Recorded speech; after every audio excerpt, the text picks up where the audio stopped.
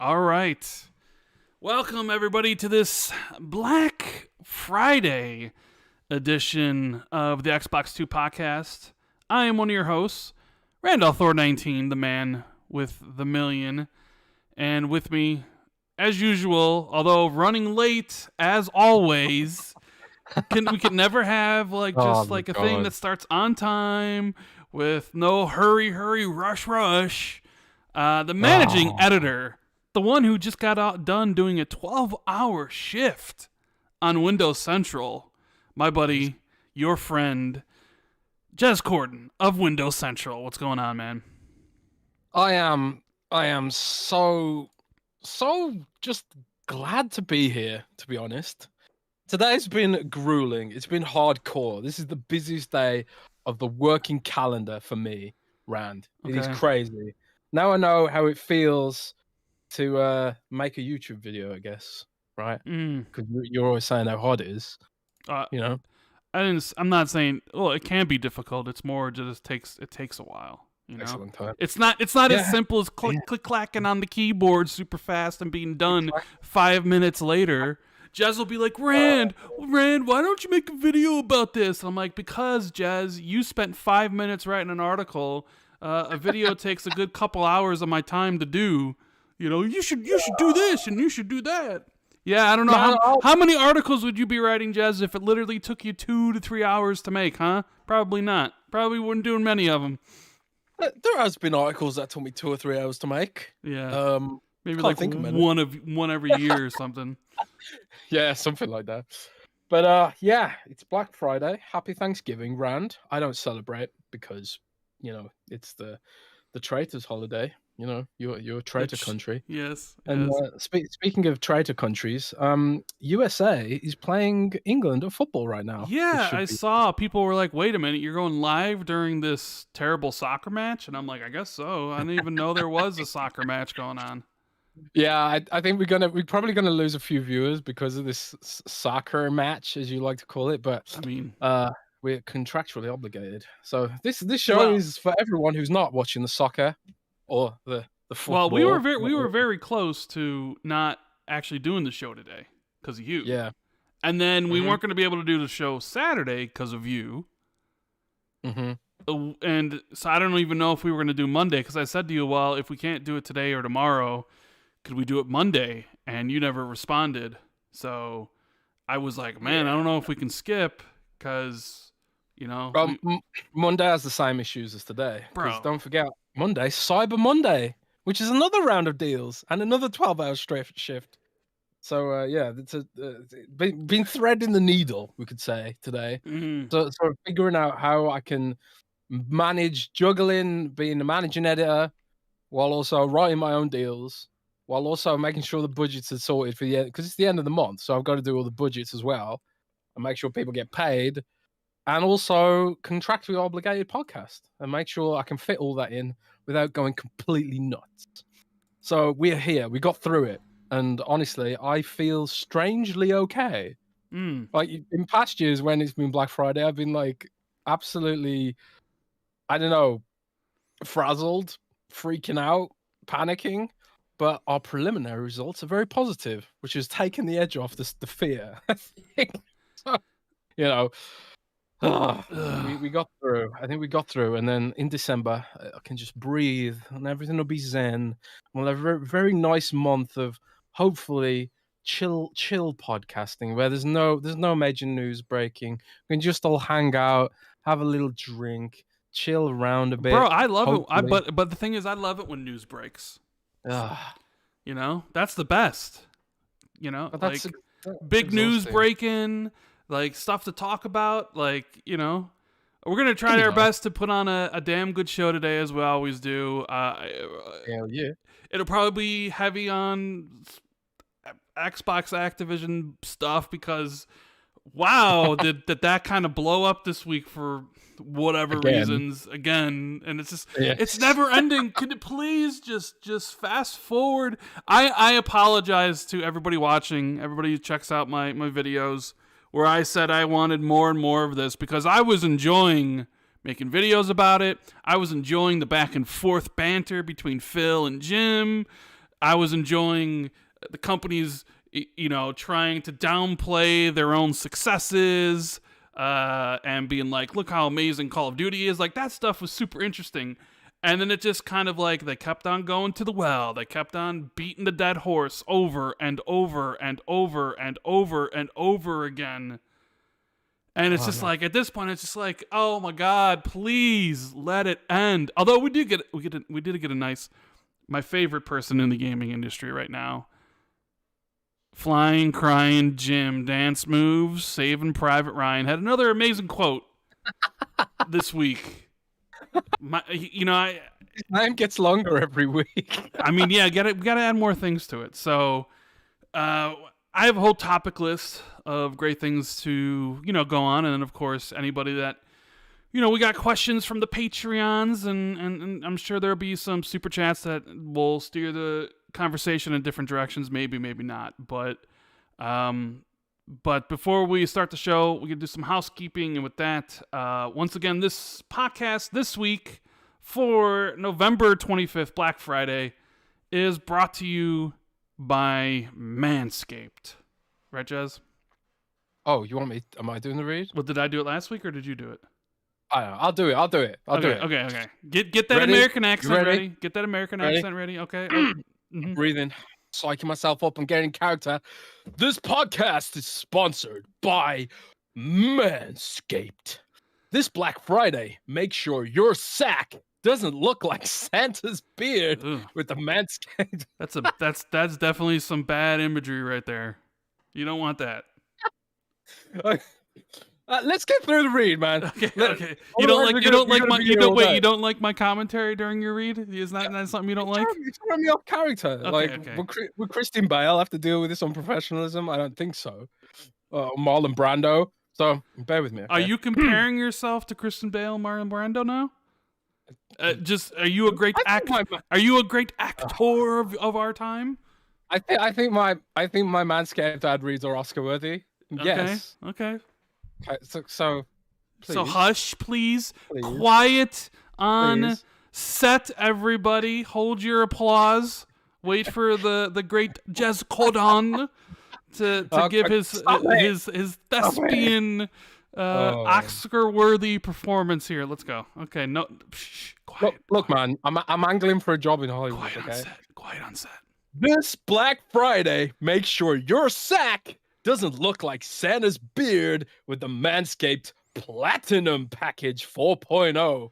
The Manscaped Platinum Package 4.0 trademark is the one-stop shop for the man who deserves it all.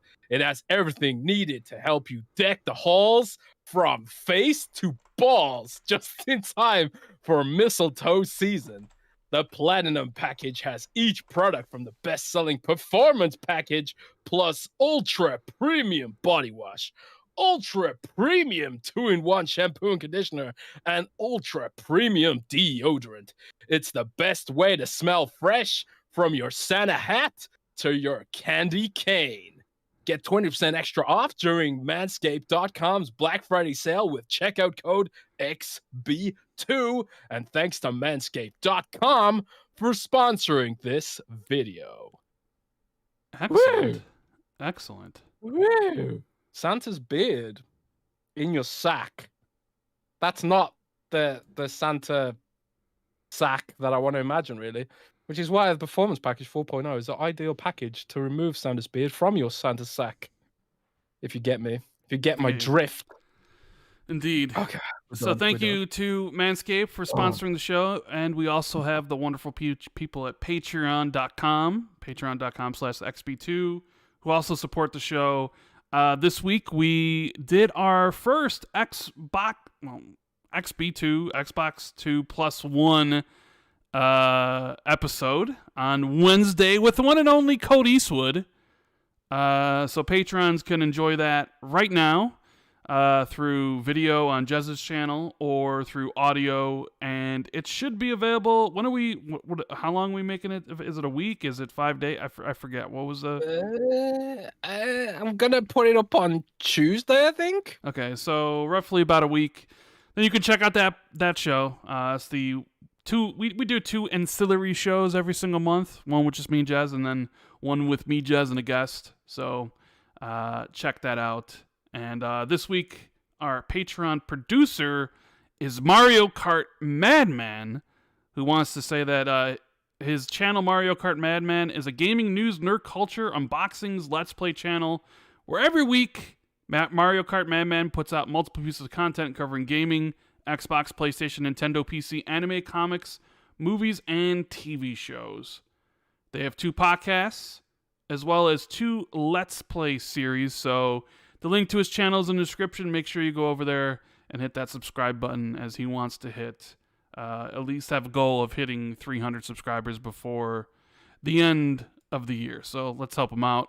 He's a really good dude. Hell yeah. And we have some shout-outs for the people in the shout-out tier that I will get through. We got Mythic Marty, Tyler, Gunstar75, Moronic Darky, 99, C-Money, It's Firm 28, Makazilla, Stegsman, Randall Thor 19, Silas, Eric Gregory, Elijah Vasquez, James Moore, Matt Salinas, Katriox, Ricky Felon, Bright Tundra, Jasper Shap.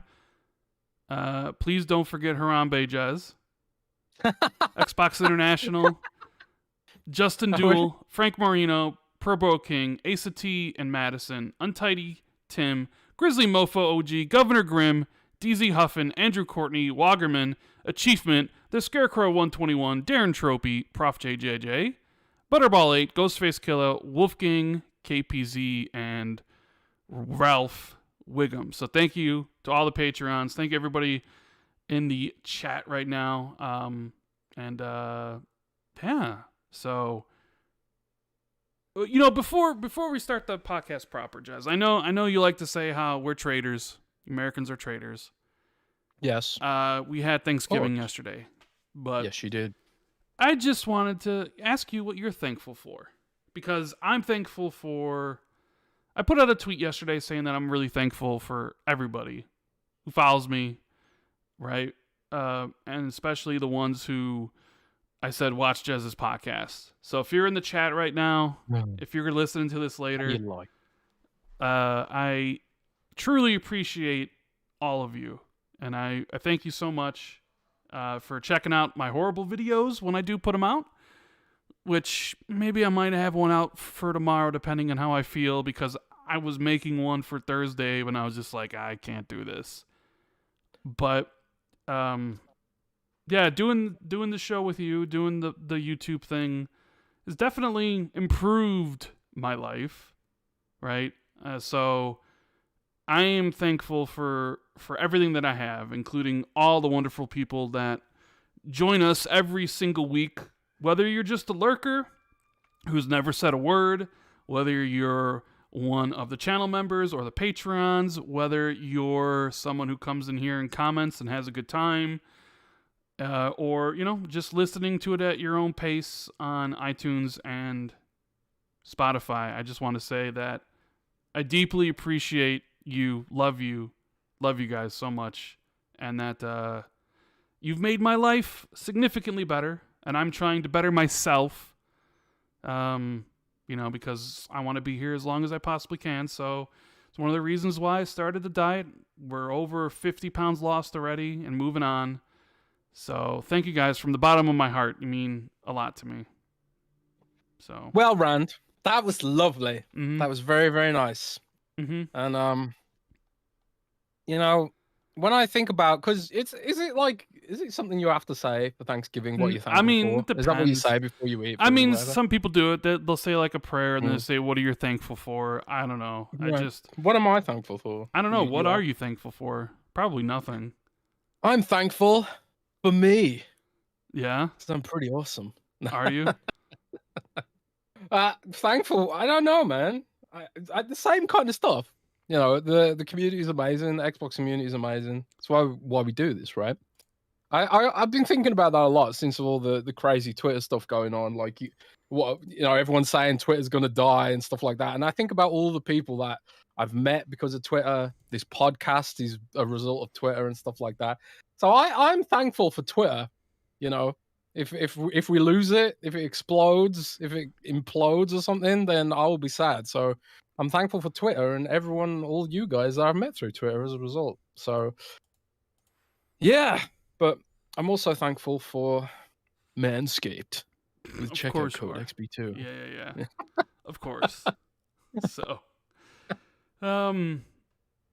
yeah. So, anyways, let's get into the show proper. If you guys could do us a big favor, make sure you hit that like button.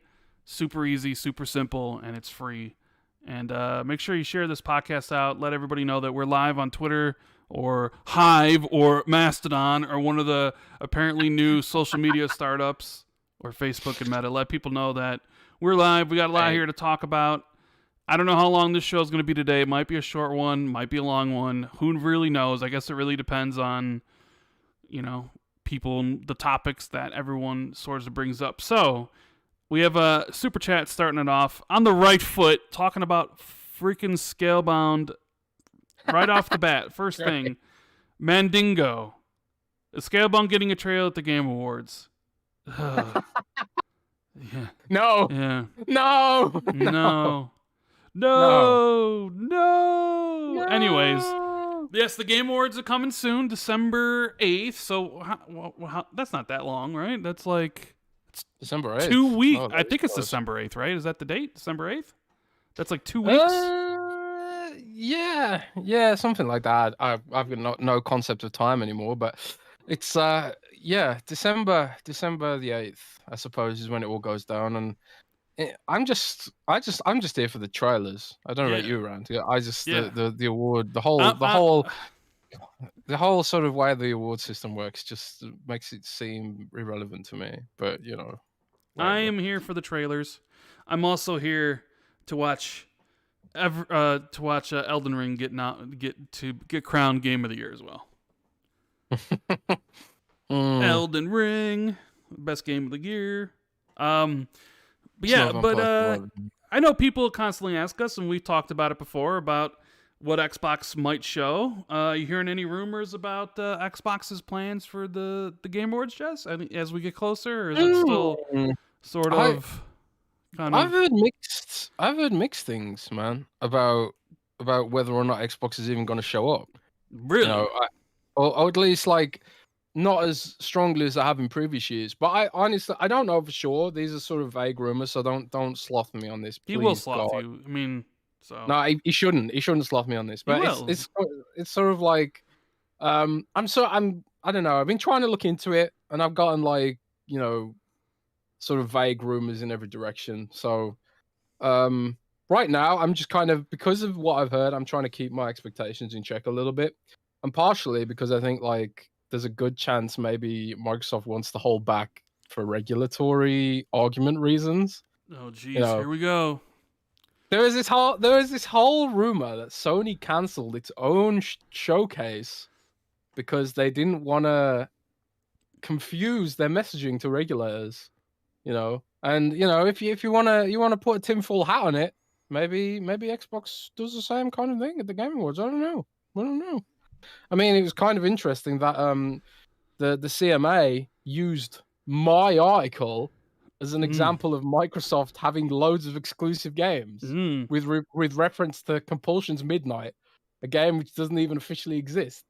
So it's these things can have an impact, So I guess at this point this is just a big question mark and a big wait and see.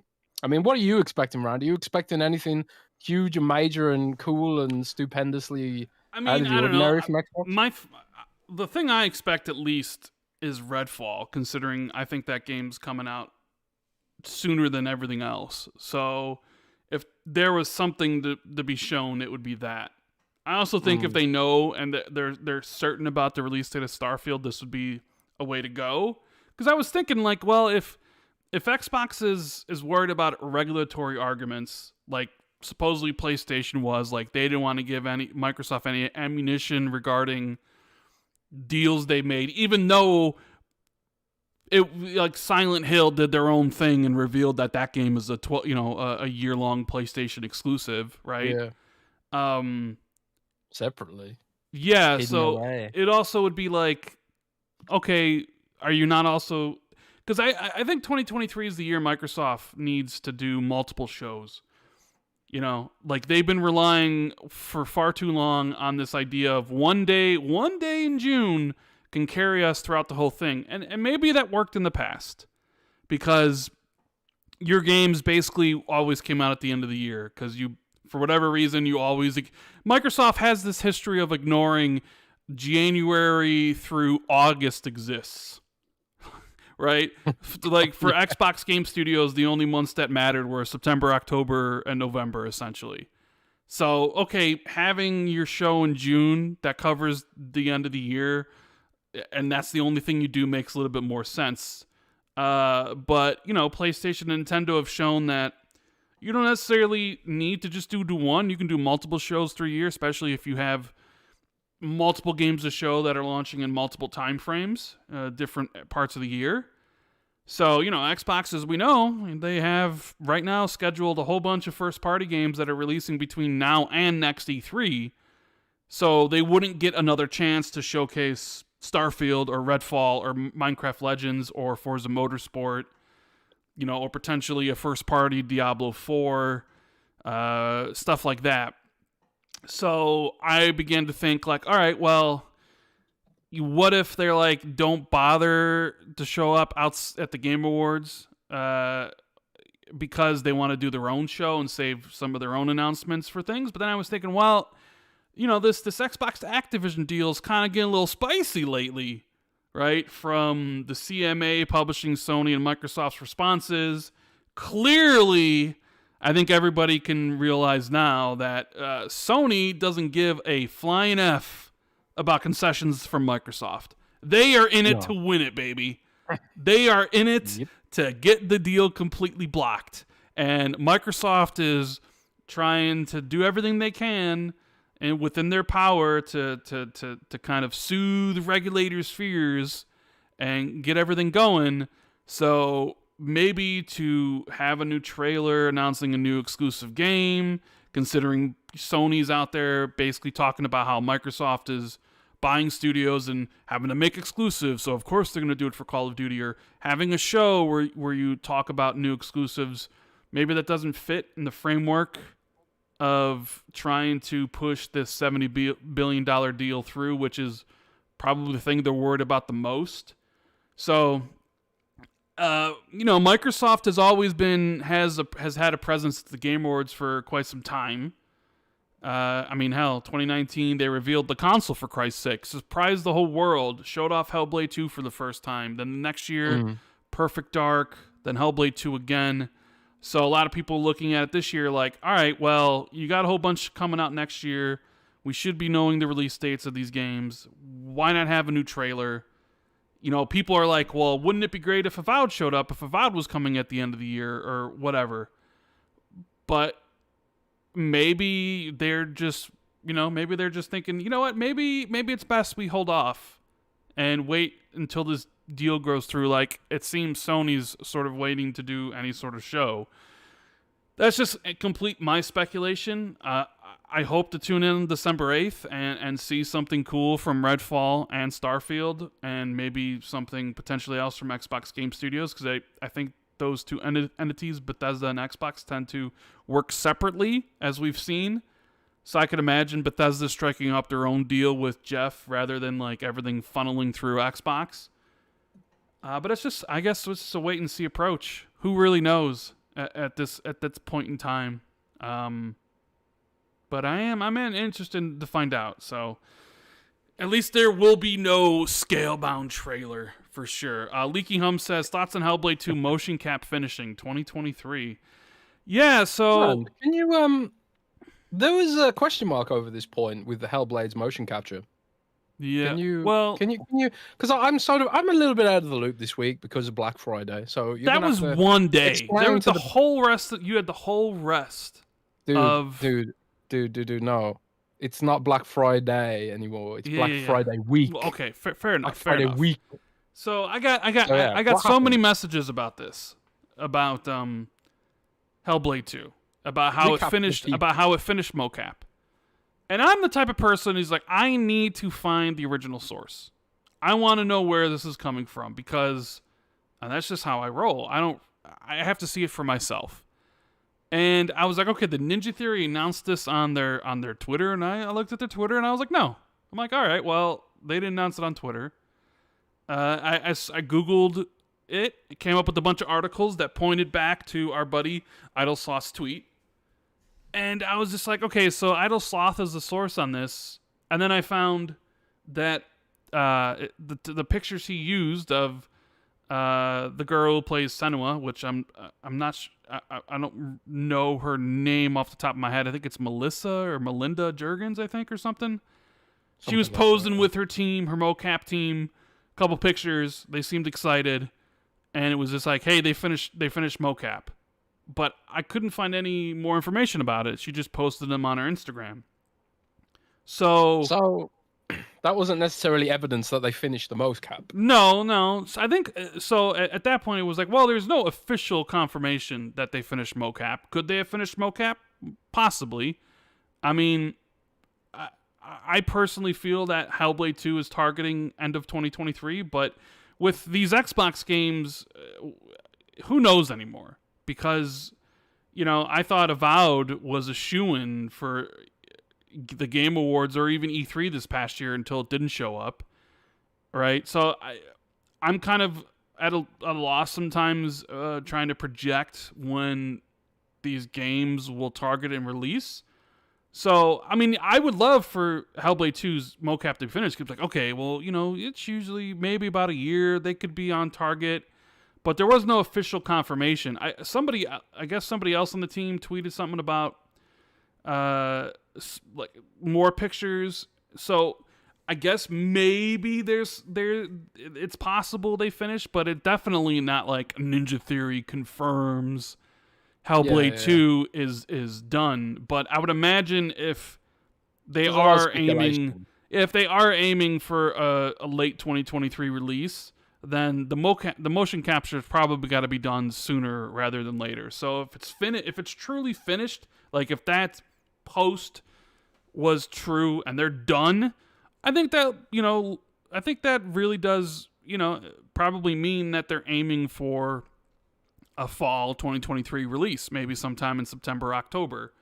And if they don't hit that, then they can easily release in early 2024. But as I'm sure a lot of people are well aware at this point, I think people are kind of like, just shut up, show me a trailer with the release date, let us get there. Because, at some point you're just like, it's one thing to constantly talk about like, oh, Xbox's future is so bright, which it is. They have all these studios making all these games, but at some point, the future's got to come. At some point, it starts getting tiresome to talk about the future when all you really want is that future to become now and become reality. So, yeah, I don't know. I figured I wanted to talk about this outside of the super chat because it was in my notes. And I just wanted to mention, because I do like to correct stuff out there. It's just like, it's not official confirmation. I know people like to people hope it's official.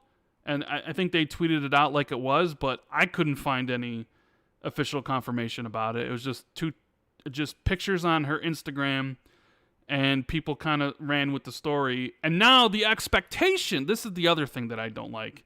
The expectation is that mocap is finished and that it is coming next year.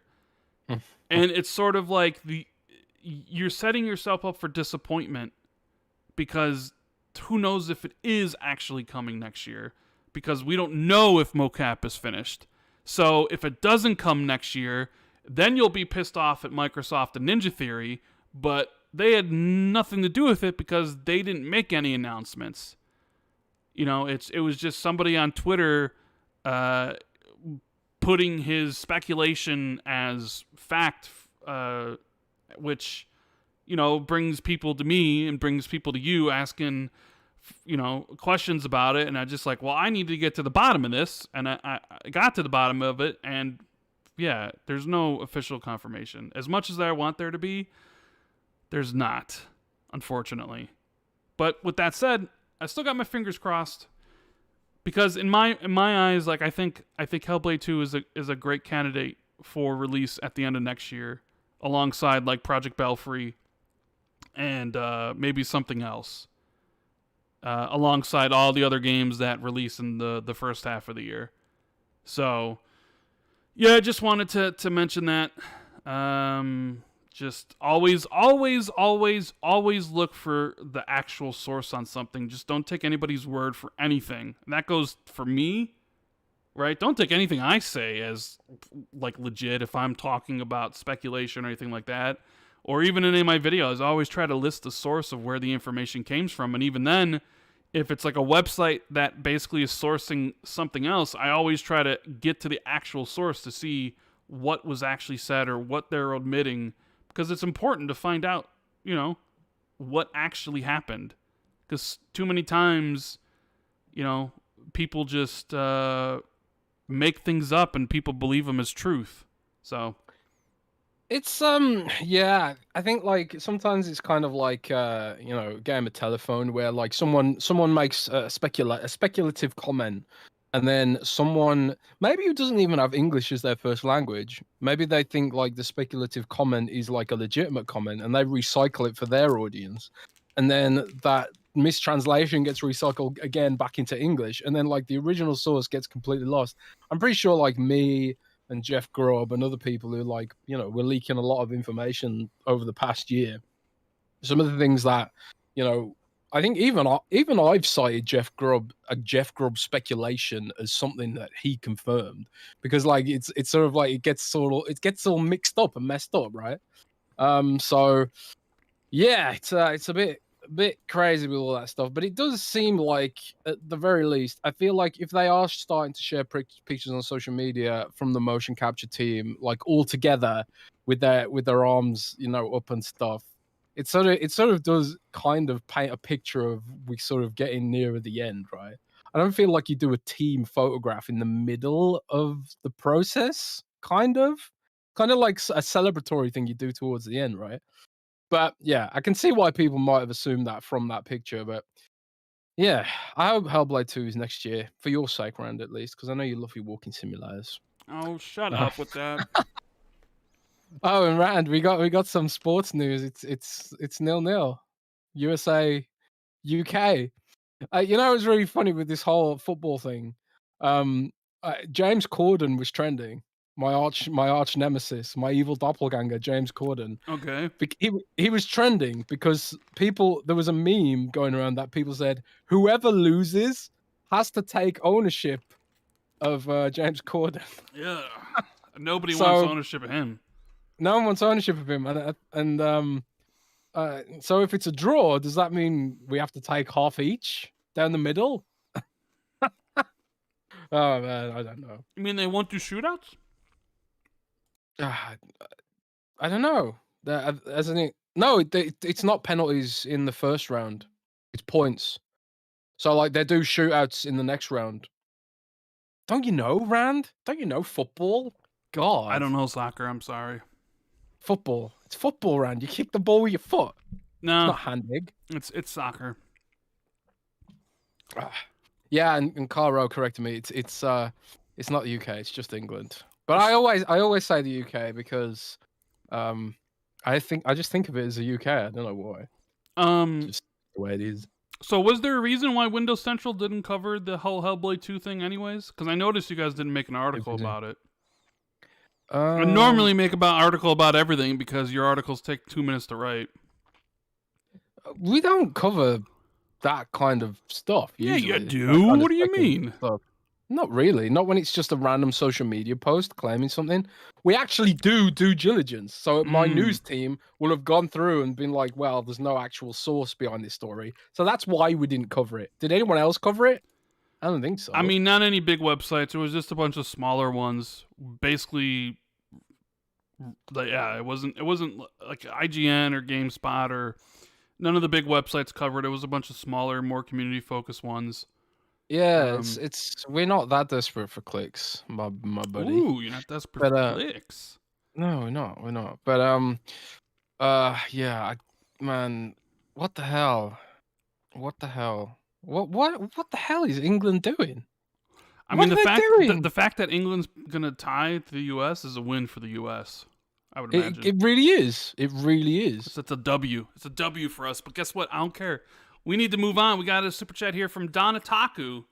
Nintendo Direct is the best format for shows. The cycle of January to February for first half, June for second half, and big games, and September for 2023. Perpetual hype. Yep. I mean, but it only works when you have games, though. So you can't really have 3 shows a year when you're only releasing 2 games at the end of the year. There's no point in having a show, at the beginning of the year when your only games that are releasing are in November. So to have multiple shows a year, you need multiple games releasing throughout the year, which is something Xbox hasn't done, essentially.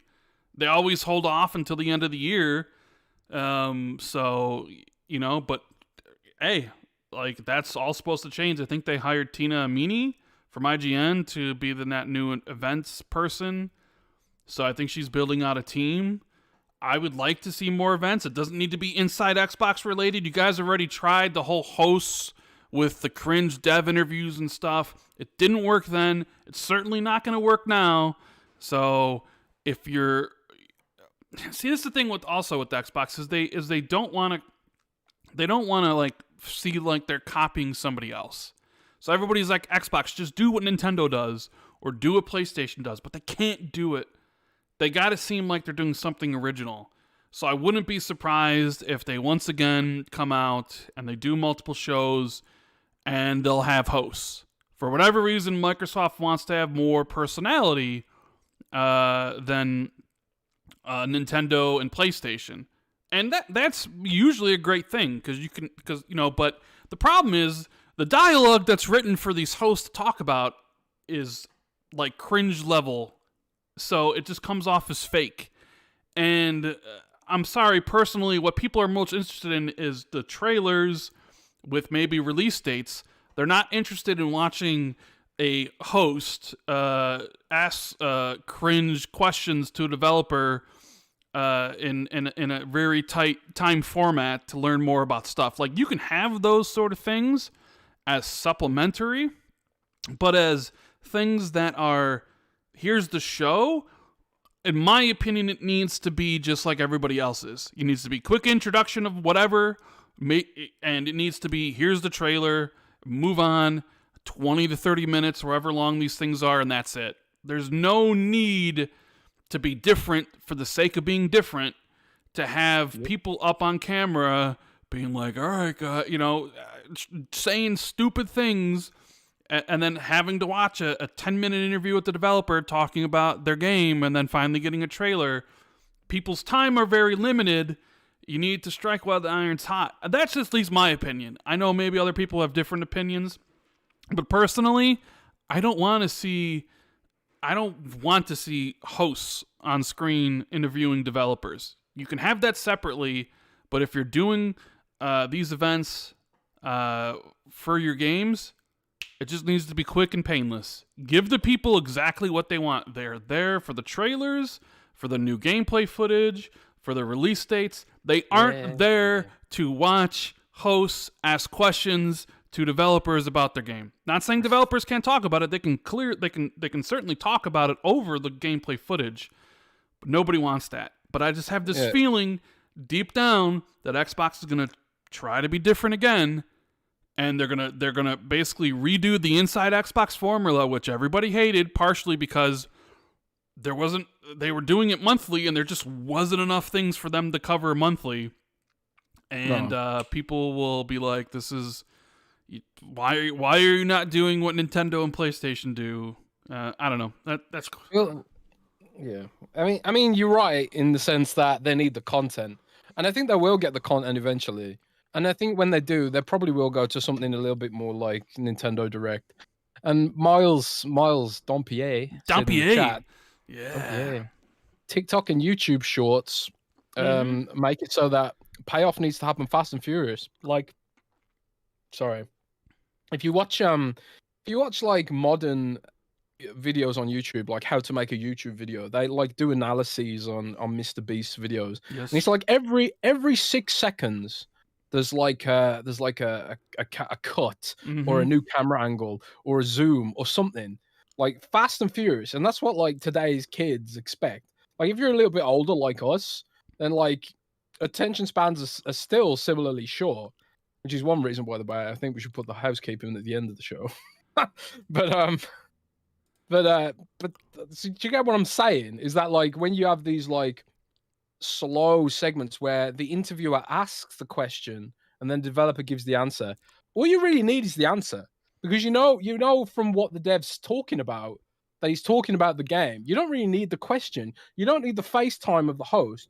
And although I really do like Xbox's hosts, they have some really good hosts. They're not used very well in the format that they're going with. But Nintendo just does it better. Nintendo just does it better. But like you said, they've also got the content to do it that way. But we'll see what happens when they start having this content. This whole idea of a quarterly AAA banger over and over again. Maybe we will get these sort of bigger updates and stuff. Oftentimes I think part of the issue is a coordination, because if you do look at the whole month, you do get like these sort of lots of major updates. Like Sea of Thieves got a big update. Yes. That could have been in a cool video. They showed a new trailer for Minecraft Legends. That could have been in a cool video of like a roundup of what's going on, blah blah blah and stuff like that. I think they overthink stuff a little bit too much. They do that. I think Major Nelson's team still produces This Week on Xbox every week. Oh really? Yeah. I don't know how many people don't like actually watch that, but they still nobody else does that. Like PlayStation doesn't, as far as I know, and Nintendo doesn't. That's like a recap though. Sure. Like if I've already seen all the news, I don't need to see it again. Right, but I mean, I'm just saying like Sea of Thieves update, which was for season 8 or 9, I believe. PvP focused, where ships dive under the water and then dive up. It looks really cool. Sea of Thieves not my game, but I know people really enjoy it. Rare puts out great trailers for that stuff.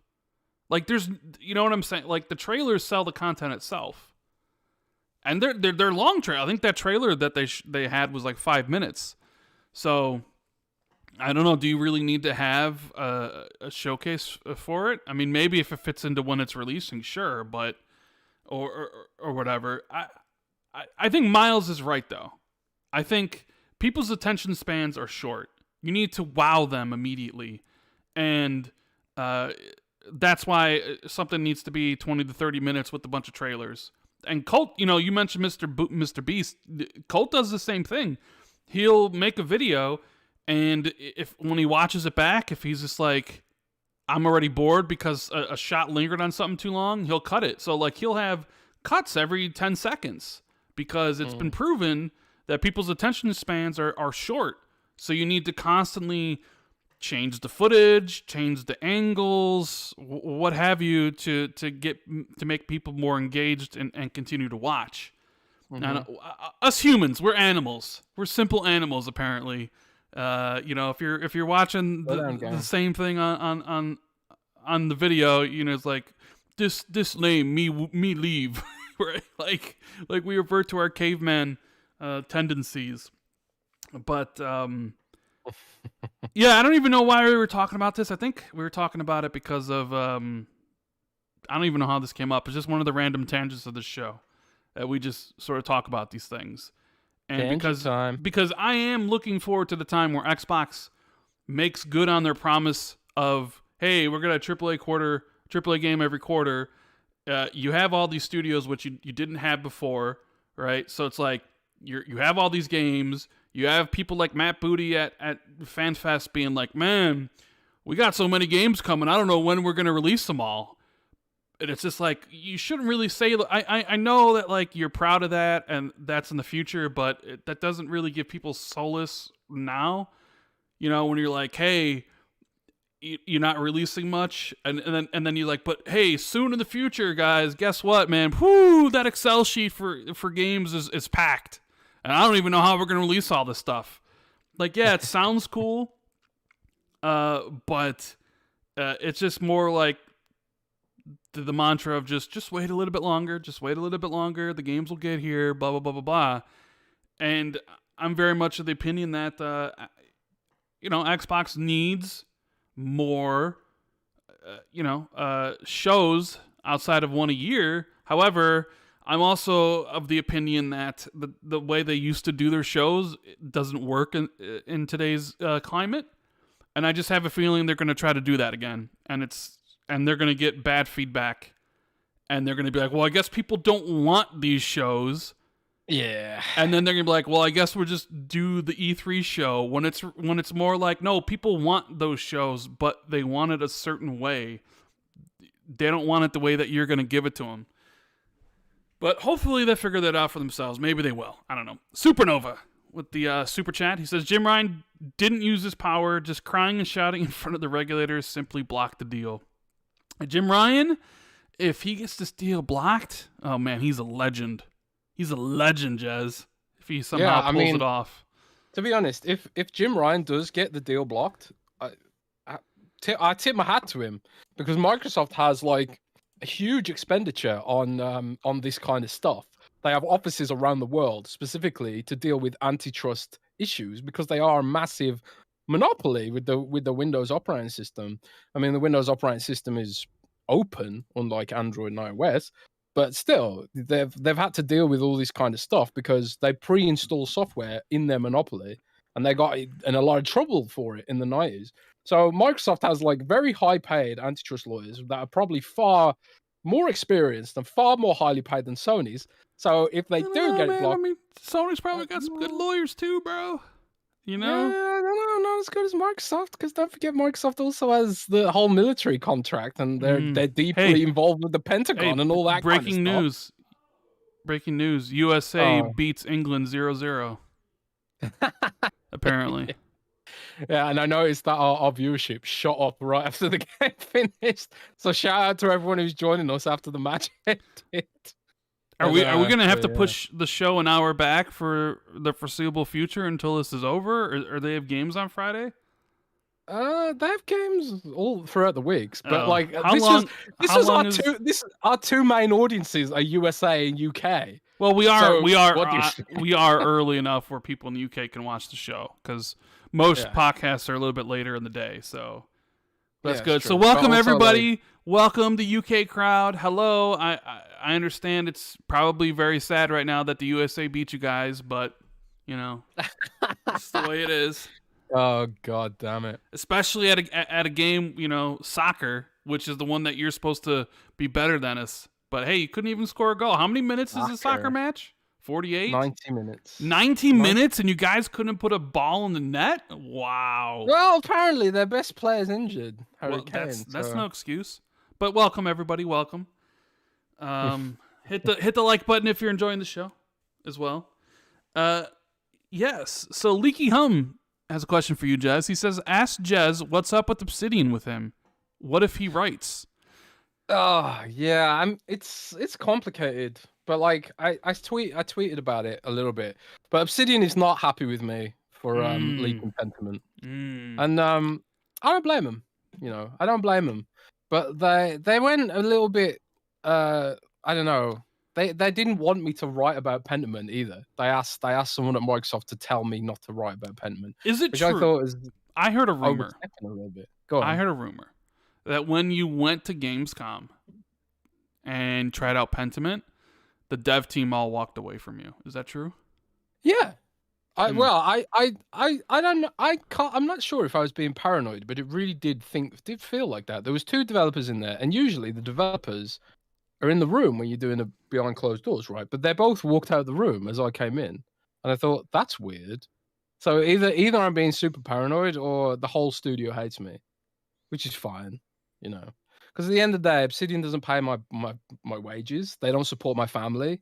In fact, the video game industry does very little to support independent journalism. So, whatever, it is what it is. Well, I'm not going to stop doing my job. I'm not going to stop sharing information. They're quite honestly lucky that I haven't shared even more information about, I've literally got footage of Avowed, and I chose not to share it because I thought it would paint the game in a bad light. maybe I should share it. There's definitely that argument to be made about journalists should share the information they've got. Some people would say that to me. I'm doing the marketing team's bidding by not sharing that information. But I didn't want to do that because I thought that actually will hurt the studio. But me sharing the name of one of their games, does that hurt the studio? I don't think so. But whatever. It is what it is. Remember when Rand told you not to do it, Jez? Yeah, I did. But I've got a job to do. I know. Remember when Rand always tells you to I know our audience would hate this, but every time Jez has a leak and he's like, I think I'm gonna leak it, Rand's always the good angel on his shoulder being like, maybe you shouldn't. Maybe you shouldn't. Instead of like the devil on his shoulder, it'd be like, leak everything, let everybody know, Because about the Avowed stuff, you showed me the Avowed trailer. I've seen it. I kind of agree with you that if you leaked it or if that trailer leaked, I don't think people because the trailer is like pre-alpha. It doesn't look good, right? At least what the final product would look like, and that people would just run with it and be like, look at what this looks like. This is your game, and but. And also because I know that the footage is very old and the game looks a lot better now. Mm-hmm. So, like, for the sake of Xbox community, I'd rather them see it presented in the best light, and that's ultimately what I'm thinking right now. So it's just kind of weird, But that's the tightrope you walk. That's the tightrope you ultimately walk when you're doing this kind of job, right? You're sort of like you're trying to figure out who am I going to get in trouble, Because the last thing I want to do is get someone fired, right? So sometimes you have to sort of hold things back because it's like, well, the source of this information might be really obvious, internally. So it's a hard tightrope to walk. And at the end of the day, it is my job to share information that I get, and that is journalism. And that's how I pay the bills, and that's how I support my family. So if they don't like it, cool. But I'm not quitting my job. And it is what it is. It is what it is, man. People were asking me, so the review situation for Pentiment, they gave obviously a review code to Windows Central. Was it explicitly like, here's a review code, but Jez can't review it? It's that sort of thing? They requested that someone else review it. That's how it went. They requested that somebody else review it. Okay.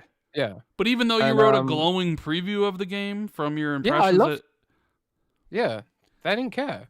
And to be honest, my preview of Pentiment got like twice as much traffic as the leaking of the name of Pentiment. And then another thing that really annoyed me about that whole thing, lots of people said, well, you compared it to Disco Elysium, which Josh Sawyer went on a podcast and said that he didn't like the fact that someone had compared it to Disco Elysium. But that wasn't me. I didn't compare it to Disco Elysium. I never had that information. I called it a narrative adventure RPG, which is exactly what it is. I never compared it to Disco Elysium. I think like there's literally not a single article anywhere where I personally compared it to Disco Elysium, And I think like there's some people have sort of gotten it mixed up. Where in some interview, I think someone at Obsidian said they were inspired by Disco Elysium or something, and then someone speculated that Pentiment must be like Disco Elysium. I don't know, but I never reported that. It wasn't me, but they took exception to that, But at the end of the day, it's about paying my bills. That's all it is. That's all it boils down to is paying my bills, and I can't do any other job. What other job can I do, Rand? I can't do another job. Oh, man. I don't know. But it is what it is, man. With regards to the review code, I wasn't going to review it anyway because I just don't have time. But Zachary Body, our lovely new staff writer, Windows Central, he reviewed it, and did an amazing job. Excellent. Isiler says, is Callisto Protocol seriously around the corner already? Yeah, man. What are we, next week, December 2nd? Callisto Protocol's coming out. Can't wait. I saw they put the live action trailer out. I did see Sony has some PlayStation advantages with Callisto Protocol. I believe they get early access to some of the DLC and stuff like that, and that PlayStation advantage. But also, this has to be a first. So I don't think I've seen any other game have this. But with the season pass for Callisto Protocol, one of the things that you'll get if you purchase it is new player death animations outside of, I think, of like an expansion. I think one of the things you get is an expansion, but one of the things you also get is new player death animations. I don't think I've ever seen DLC or paid DLC that adds something like that. Have you? No, I haven't. That's very, very, very strange, isn't it? No? Yeah, yeah.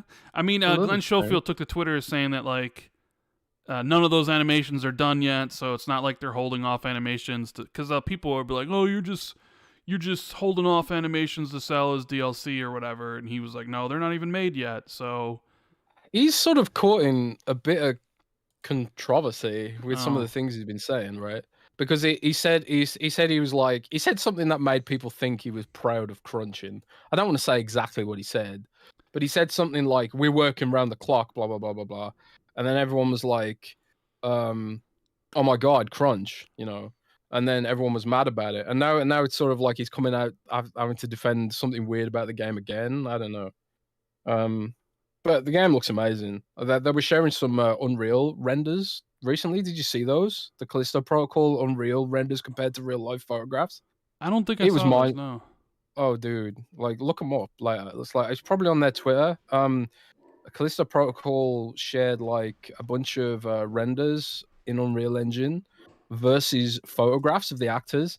You just straight up can't tell the difference. It's crazy. I don't know if they're pulling wool over my eyes or something, but it's we're getting to that point now where we're crossing the uncanny valley where things just look so photorealistic. You know, are you gonna get Callisto Protocol? Are you looking forward to it? Yes. I think it was like my number 2 most anticipated game of the year. So God of War came out, really liked it, although I think it does have some issues keeping it from being a 10 out of 10 masterpiece that I thought the 2018 game was. I still really enjoyed my time with God of War, but it does have some problems, which I went in depth on the last week's podcast. So then the next game that I was really interested in was Callisto Protocol, new IP, Dead Space, from the creators of Dead Space. I'm super pumped. Unfortunately, I don't know if I'll be able to play it day one because my sister is getting married next week on December on December 3rd, I think.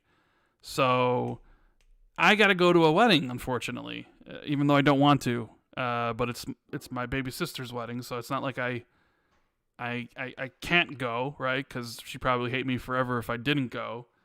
But did I tell you? I don't know if I mentioned this in the show. I went to Men's Warehouse and I got all measurements for a suit I had, a 9-piece suit that I'm wearing on next week. So are you gonna share? Are you gonna share the picture? Should I share a picture when I on Saturday next week when I get all dappered up in a nice 9-piece suit, and share it online? Maybe I will, but yeah. So Jez, I'm watching this gameplay and I'm watching you die over and over again. Yeah, I didn't edit out the deaths because why bother? So why bother? But I wasn't completely focused. I think I know the part you're talking about. It's like fighting like loads of different monsters, right? Yeah. So you're one of the games you've been playing this week is the new released from Flying Wild Hog Studio, I believe, the people that did Shadow Warrior and Focus Home Entertainment. Yes. Evil West, and I did see on Twitter that you said it's amazing, huh? I'm honestly really enjoying it. It feels great to play. It's super heavy. It's very similar to God of War. It's got like the same controls, like the melee on the shoulder button, then the shield block on the other shoulder button. And I especially because I just came from playing God of War 2018 on my 2018, right? I came from playing God of War 2018 on my PC, which I suppose on the PC is God of War 2020, 21. I don't know. But I came straight from playing God of War straight into Evil West. And I didn't know Evil West had like this God of War DNA, So like it was kind of like, oh wow, they're really inspired by God of War here. I think, you know, the over the shoulder camera and like all the controls are very familiar.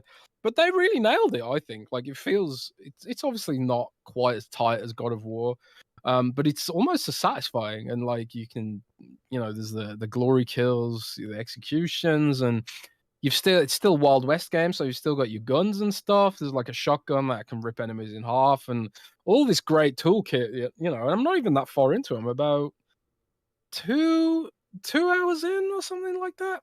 And this footage, footage I'm showing now is from about the first 2 hours of the game, here and there. And it's quite challenging. Like I'm playing on normal, and I've found it to be quite challenging. Some people have been frustrated with the controls. You know, and saying like it's a bit some of the bosses feel a bit cheap because like there's no some of the bosses don't interact well with the controls and animations you've got. Whereas like in God of War, it feels very much like this attack is this big. The hitbox on the attack is this big, and it's like the perfect. I mean, this is just an example, but the hitbox is this exact size so that when you dodge, you can avoid it. It doesn't feel like Evil West is quite that polished, so sometimes you get clipped by weird hitboxes, and it feels unfair to have been killed in some situations. But at the same time, like you adjust and you learn to account for that weirdness and that sort of soft jankiness, and then it ends up just feeling great. You know, I've been really enjoying my time with it, and honestly, it feels like so old school, like a Gears of War kind of way, especially with the 2-player co-op as well. And it's really gorgeous. I'm playing in 4K 30. So Zeb just asked in chat, am I playing on performance mode or quality mode? I'm playing in quality mode. Ew, for that disgusting. Glorious. Why? Nope, glorious. 60 frames, bro. Glorious filmic experience. 4K 30. You know, I'm getting that. I'm getting my filmic fill. Why aren't you playing at 60? And, because I think the truth is, Rand, I sit too close to my TV. And when I play it at 1080p 60, it looks like I'm playing with olive oil smudged into my eyes. It's just too damn blurry, man. It's so blurry. I sit too close to the TV. I can't take that blurry effect. It's like I'm playing with like an Instagram filter on the TV. You know, I can't hack it, mate. Can't hack it. So yeah, well, you know, glorious 4K 30. One of the best deals I've seen on Amazon for Black Friday is a 65-inch C1, you know, LG C1 for like $1,400. Where am I putting anybody that, listening to this, if you're on the fence about OLED, I'm telling you, like, get that 65-inch TV for whatever price it was, $1,400 or whatever.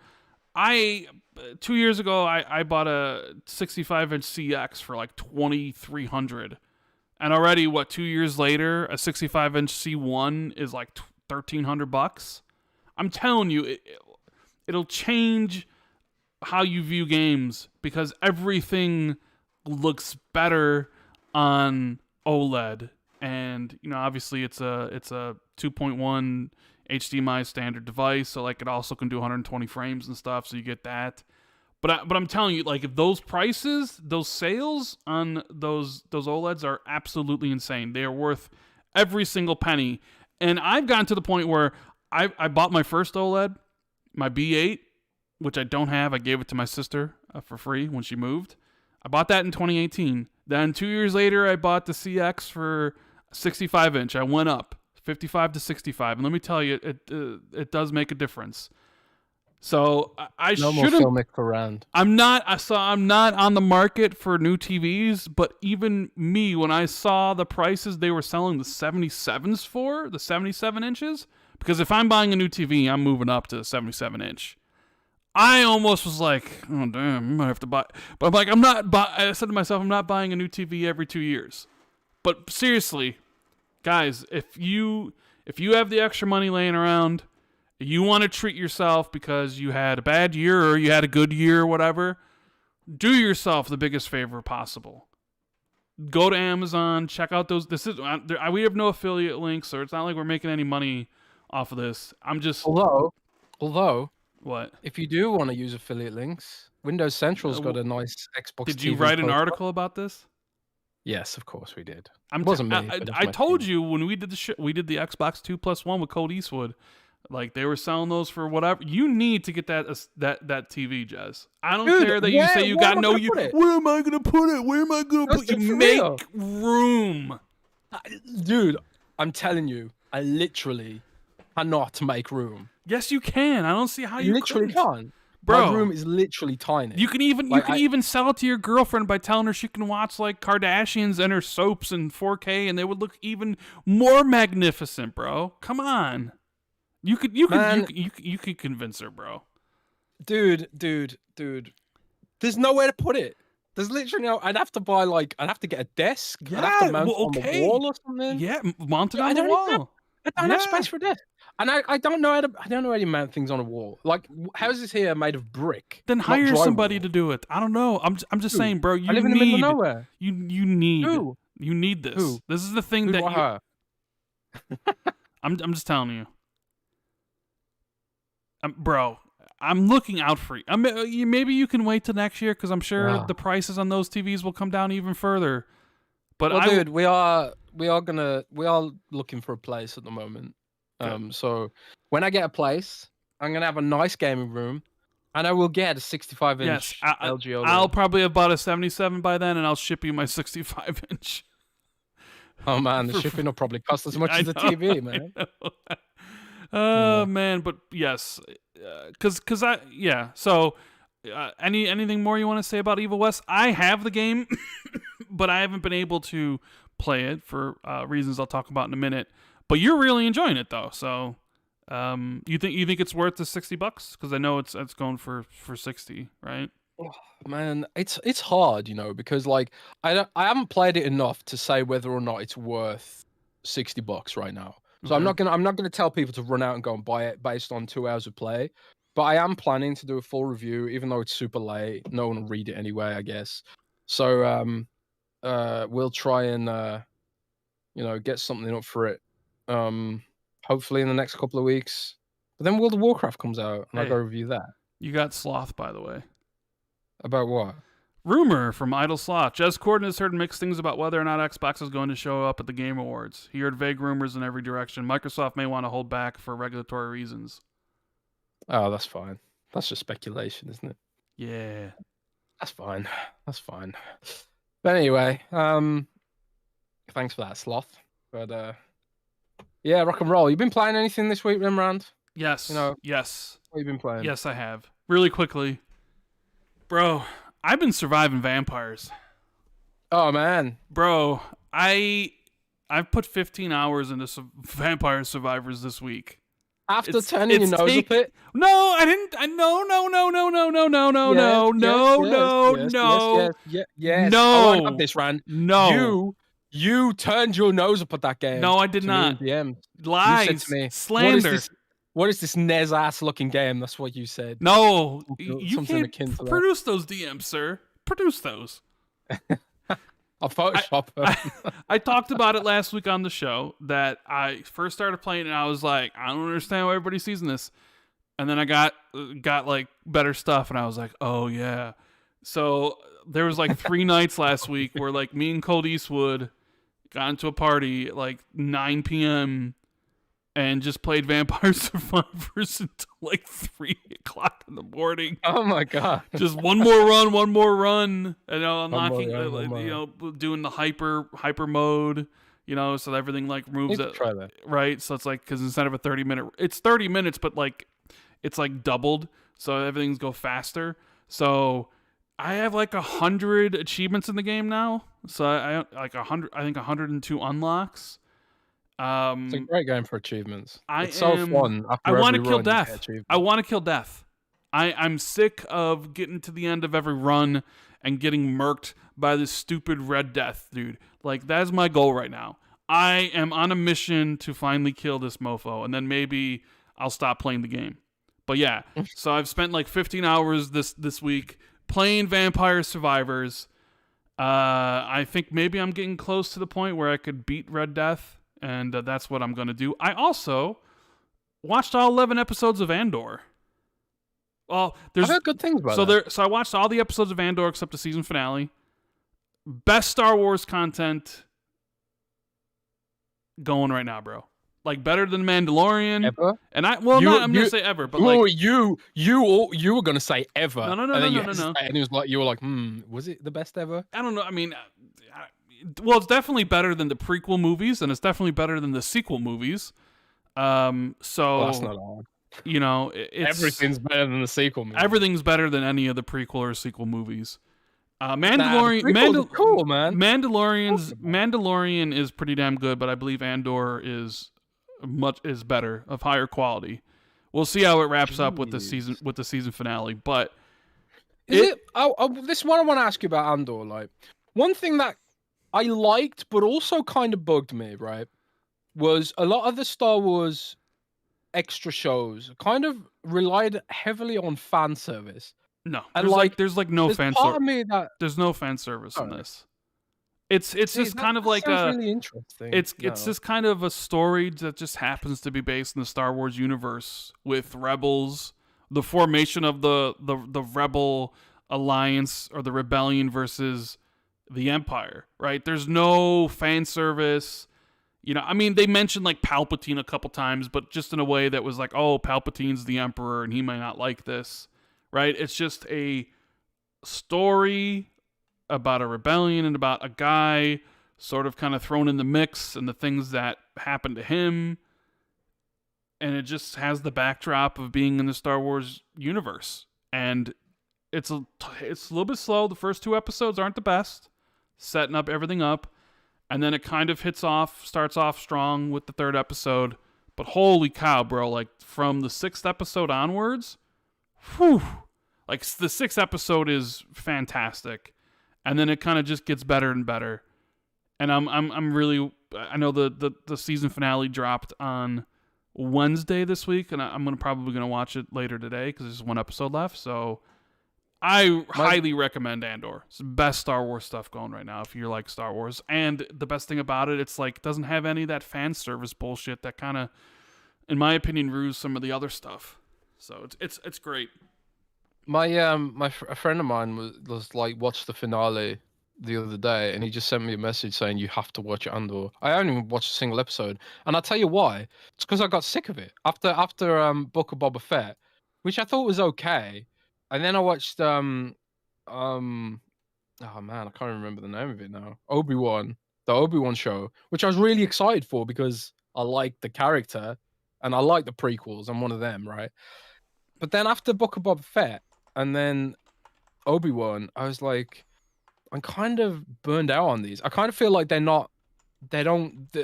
kind of like feel like these shows don't really stand on their own 2 feet. There's too much fan service and they're too much about nostalgia and all that kind of stuff.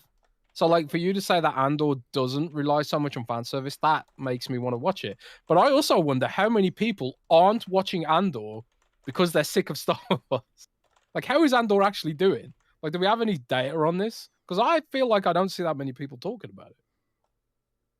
I mean, yeah, it doesn't really seem like people are talking about it very much. Not like Mandalorian, at least. But yeah, I'm gonna check it out. But is that it? Is that all for our stuff this week? I think. Yeah. Well, now also I'm reading. I was just reading like the thread that Idle Slaw said, and someone Ty FFS goes, I just heard Rand and Jez say that if they showed Avowed, there would be significant backlash since the game is in pre-alpha. But you know, Sony fans would use that as ammo. And the guy goes, I don't know, but Jez and Rand both said that they seen gameplay, and Rand himself said it looks bad. And I'm just like, oh God. I'm like, yeah, if they showed what we saw, it was literally a prototype. Yeah, it was like from 2020. Not that like the final product would be bad, just that if Jez I think it was from even before 2020. It's just either a way. Prototype. It's not for public consumption. It was like a proof of concept almost. So this is why I haven't shared it. Yeah, this is why one of those things where I guess we need to be more careful about what we say, because I didn't say if they showed Avowed at the Game Awards it would be bad. It was that if you had leaked the footage of Avowed, people would say it's bad because, like you said, it's a prototype. Yeah. And this is literally what we were talking about earlier with like the whole sort of people spreading bullshit, you know. Yes. and this Thai guy, who I've got blocked, by the way. So this Thai guy I've got blocked is actually watching the show. Shout out to you, asshole. I don't know why. See, he's just spreading complete bullshit, already. So this is exactly the problem with like talking about pre-release stuff, because people use it as ammo, And this guy obviously has a problem with me because I blocked him. So he's trying to literally do the thing that we said would happen, So yeah, I suppose it is what it is at the end of the day. Yeah. But yeah. We got a super chat here from Highlander who says, I gave my new PS5 and my Series S to a friend. This is his last holiday. I just want him to enjoy the time he has left. I will get them back. Okay. His last holiday meaning like he's gonna die soon?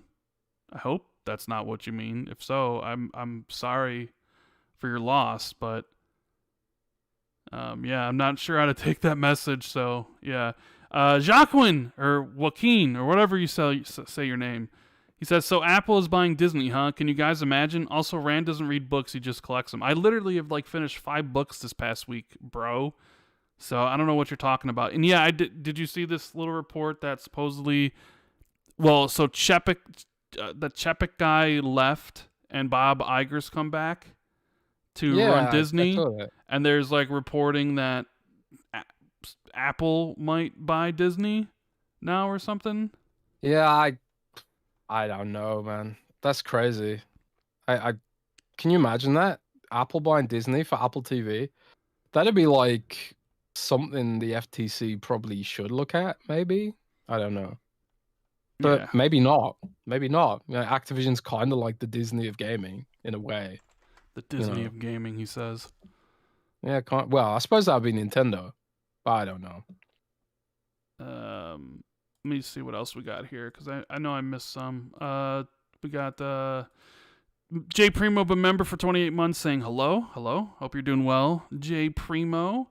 I'm gonna have to open up my monetization tab to see. Sean Kramer says, awake at 5 a.m. in Taiwan because of the World Cup. Sending love to my favorite podcast. USA beats England 0-0. Also loving Pentiment. Give that game a chance.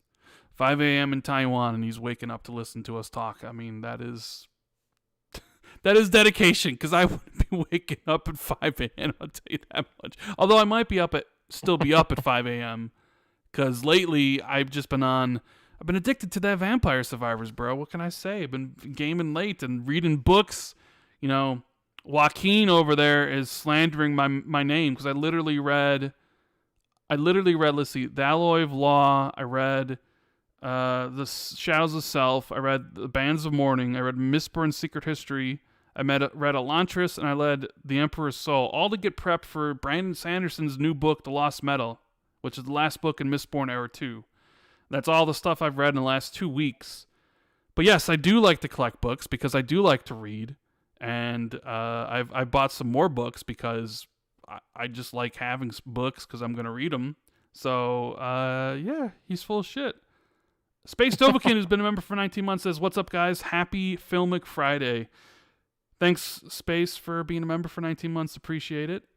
And let's see, anything else here that I need to get to? Okay, I need to open this thing up because I think I missed somebody's thing. So let me see if I can find it. If I can find it. Okay. Let's see here. We have one here from Donataku who says, with Game Pass and them having new day and date games coming every month, monthly Inside Xboxes would actually make sense now.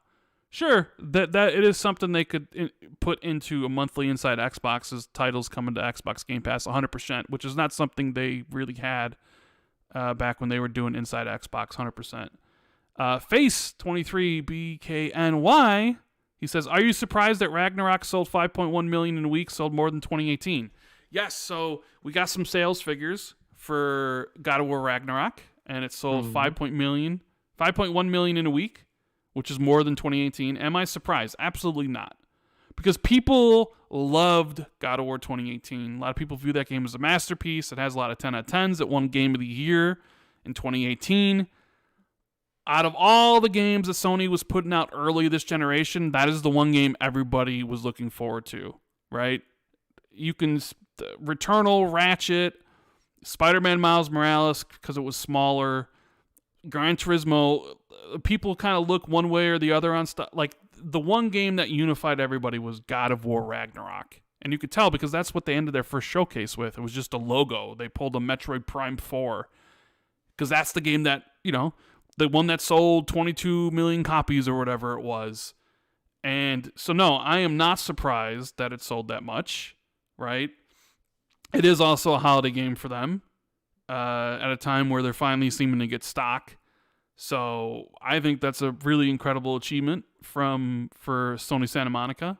Selling that much it sold as much in 1 week as most games, probably more than most games sell in their lifetime. Yeah, it is. So It is. I think that's incredibly impressive. It's also supposedly the end of the Norse Saga. the saga, yeah. So I don't know what they're gonna do next. I saw a great picture that was like, it was like God of War of the future. It's like Kratos as a cyborg. It was amazing. I wish I had it to link it to you, but it is interesting, like the whole way they could do that, where they could go with it. They could go like full blown Assassin's Creed with it. They just sort of take Kratos through the ages because he is a god, right? He doesn't die of old age, right? I wonder where it could end up. Could he end up in modern day, God of War modern day, and he's like fighting against tanks and shit? No. On I mean, planes? I would I like think that'd be cool, man. if they were I like to the idea of that. if they were to visit a new realm with a new pantheon of gods, pantheon. I would love for it to be Egypt. I would. They'd have to go back in time for that, though. No, they wouldn't. because- No, they wouldn't. They Yeah, wouldn't they have to. would. Dude, the whole Egyptian pantheon was done by the Viking era. I'm pretty sure. Maybe there's a historian in chat. Yeah, but he literally went from the Greek era to the Norse era, and I'm pretty sure the Greek era was way before the Norse era, was it not? I'm just saying, like, you can make up the rules. I'm just saying personally, right? Yeah, I suppose it's not particularly realistic anyway. It's like because you could do like pyramids, right? I'm just thinking of the landscapes you could bake for a game set in Egypt to go along with their gods, right? You could either do that or you could do maybe like Mayan. You could do jungle stuff, like do like Mayan gods, but I think most people would be like Egypt, like if you do the most common ones like Greek and Norse. You don't do Roman because the Roman gods are basically just the Greek gods, just named differently, right? So like, what's the next probably most well known? And it definitely has got to be Egypt. That would be the ones I would want. I think they might just develop something new after this. Possibly. I mean, the director of the game was on Kind of Funny this past week and mentioned how he would love to make a Castlevania game if Konami would license the IP to Sony. Oh my god, that would get me to buy a PlayStation. So, but it's interesting though. So Sony was very happy, very proud to share that God of War Ragnarok sold 5.1 million. It's the only game they've done that for this whole gen. Right? Sony last generation shared when games sold well, they would tell you how much they sold in the week, they tell you how much they sold in the month because Spider-Man sold well, Last of Us 2 sold well, God of War sold well, all that stuff. They've been a little bit shy so far this generation to tell you how much Returnal sold or Demon Souls or Ratchet and Clank or Horizon and Gran Turismo, leading people to believe that those games didn't particularly sell very well because when Sony doesn't talk about those things, it's because they didn't reach their expectations. At least that's what people say, and I tend to agree with that because that's how Sony operated last gen. If they didn't talk about something, it's because it didn't reach whatever they wanted it to be. Because Sony hasn't talked about Horizon sales or Gran Turismo sales or anything. But Sony very quickly to talk about God of War Ragnarok probably because, it probably exceeded all their expectations. But then Nintendo had to one-up them. Nintendo had to one-up PlayStation by announcing that Pokemon, Pokemon Piss and Poo, I think it's called. Is this one? What is it? what's it called? Scarlet and Violet. Pokemon God. Scarlet and Violet with some of the Violet. some of the worst, absolute worst performance issues a game can have.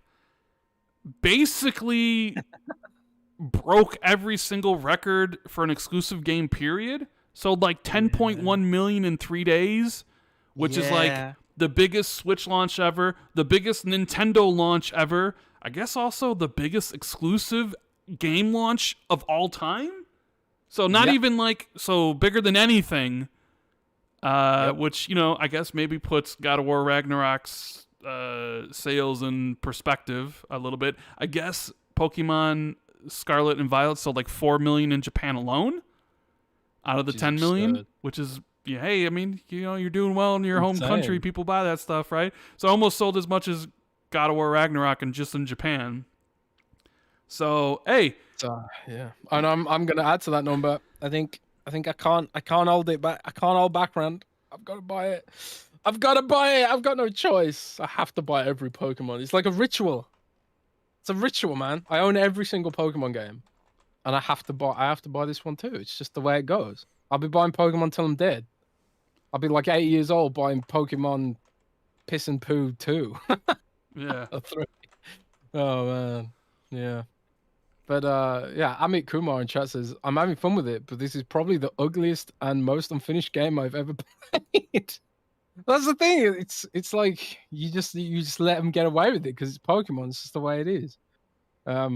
We missed the super chat, by the way, Rand, from Supernova. Did you see it? Do you have it in your list? My what? What? We missed the super chat from Supernova. Yeah, no, I was getting to it. I have it here. Oh, okay. Yeah. Okay. We have one from Flame, who says, with Jez's personal Black Friday special was Manscaped, Rand's was being grumpy and being a Debbie Downer of the Hellblade 2 situation. Smile, Rand. What? Wait a minute here. I'm being grumpy and a Debbie Downer over the Hellblade 2 situation? I just want to tell you guys... See, this is why I don't do this stuff. Because... You're a Debbie Downer. I guess I'm... Rand. Dude, there's no game I'm looking forward to more than Hellblade 2. Trust me. So I guess if me being grumpy and a Debbie Downer about trying to actually get a source for the mocap being completed is a Debbie Downer situation, then I guess so. Because I like to get to the bottom of things. So I apologize if I brought people down about maybe questioning whether or not Hellblade 2's mocap was finished. Because nobody knows. And the only reason people talk about it is because a couple people tweeted about it on Twitter. But believe me when I tell you, there's no game I'm looking forward to more. That's even PlayStation or Xbox, right? More than Hellblade 2. Like, seriously. Songrand says, 2 guys talk for around 2 hours while almost 1,000 people listen to them, and they suggest people have short attention spans. Media push this BS. Well, you know, I kind of figured somebody would say that, be like, well, Rand, you say that people have short attention spans, but you have over 1,000 people every single week listening to you guys talk about stuff. And I think podcasts are a little bit different, but also, Sauron, I also have the analytics, and people's attention spans are short because normally for this show, you know what the average watch time is for this show we do, 4 hours sometimes, or for 2 hours? It's always about the same. You know what it is? It's about 28 to 30 minutes long. So almost the length of a show that PlayStation and Nintendo would put on. Right in that 20 to 30 minute length. So like the idea that 1,000 people are all listening here for 4 hours is not true. People come in, they listen to what they want, and they leave. And then new people replace them. That's kind of how it is. So the average watch time for the show is about 20 to 30 minutes. Which is no, but to be fair, we also did say that like people who are a little bit older have better attention spans, right? Yes, that is true. And most of you guys watching this, according to analytics, are 25 to 45 years old. But but like as people get younger, it does seem like there is this shift towards everything's got to be rapid and fast and got to get to the point and blah blah blah blah blah. So yeah, and also you have to remember, like 1,000 people watching for 4 hours. Like even if it was 1,000 people watching for 4 hours, it still like pales into comparison to like how many people watch like a TikTok or something like that. The numbers are just crazy. But that's not to say we don't appreciate that at all. If it came across like that, I apologize. But no, it's not what we meant. We didn't mean it that way. We meant that, I think like when you're putting on a marketing show for Xbox or Nintendo or PlayStation, it has to be rapid fire. It has to be rapid fire, I think. So yeah, I don't know. Mm-hmm. I saw a little bit different. So what do we got here, Jez? If you guys are enjoying the show, please make sure you hit the like button. We appreciate it. Thank you to the over 1,000 people watching the show. Love doing the show for you guys. Love talking about this stuff. Even though I guess I'm a Debbie Downer when it comes to Hellblade 2, which, whatever. I still think there's a good chance it comes next year, and maybe the mocap stuff was true. So I'm just saying, I tried to find the source, couldn't find it. Then I did.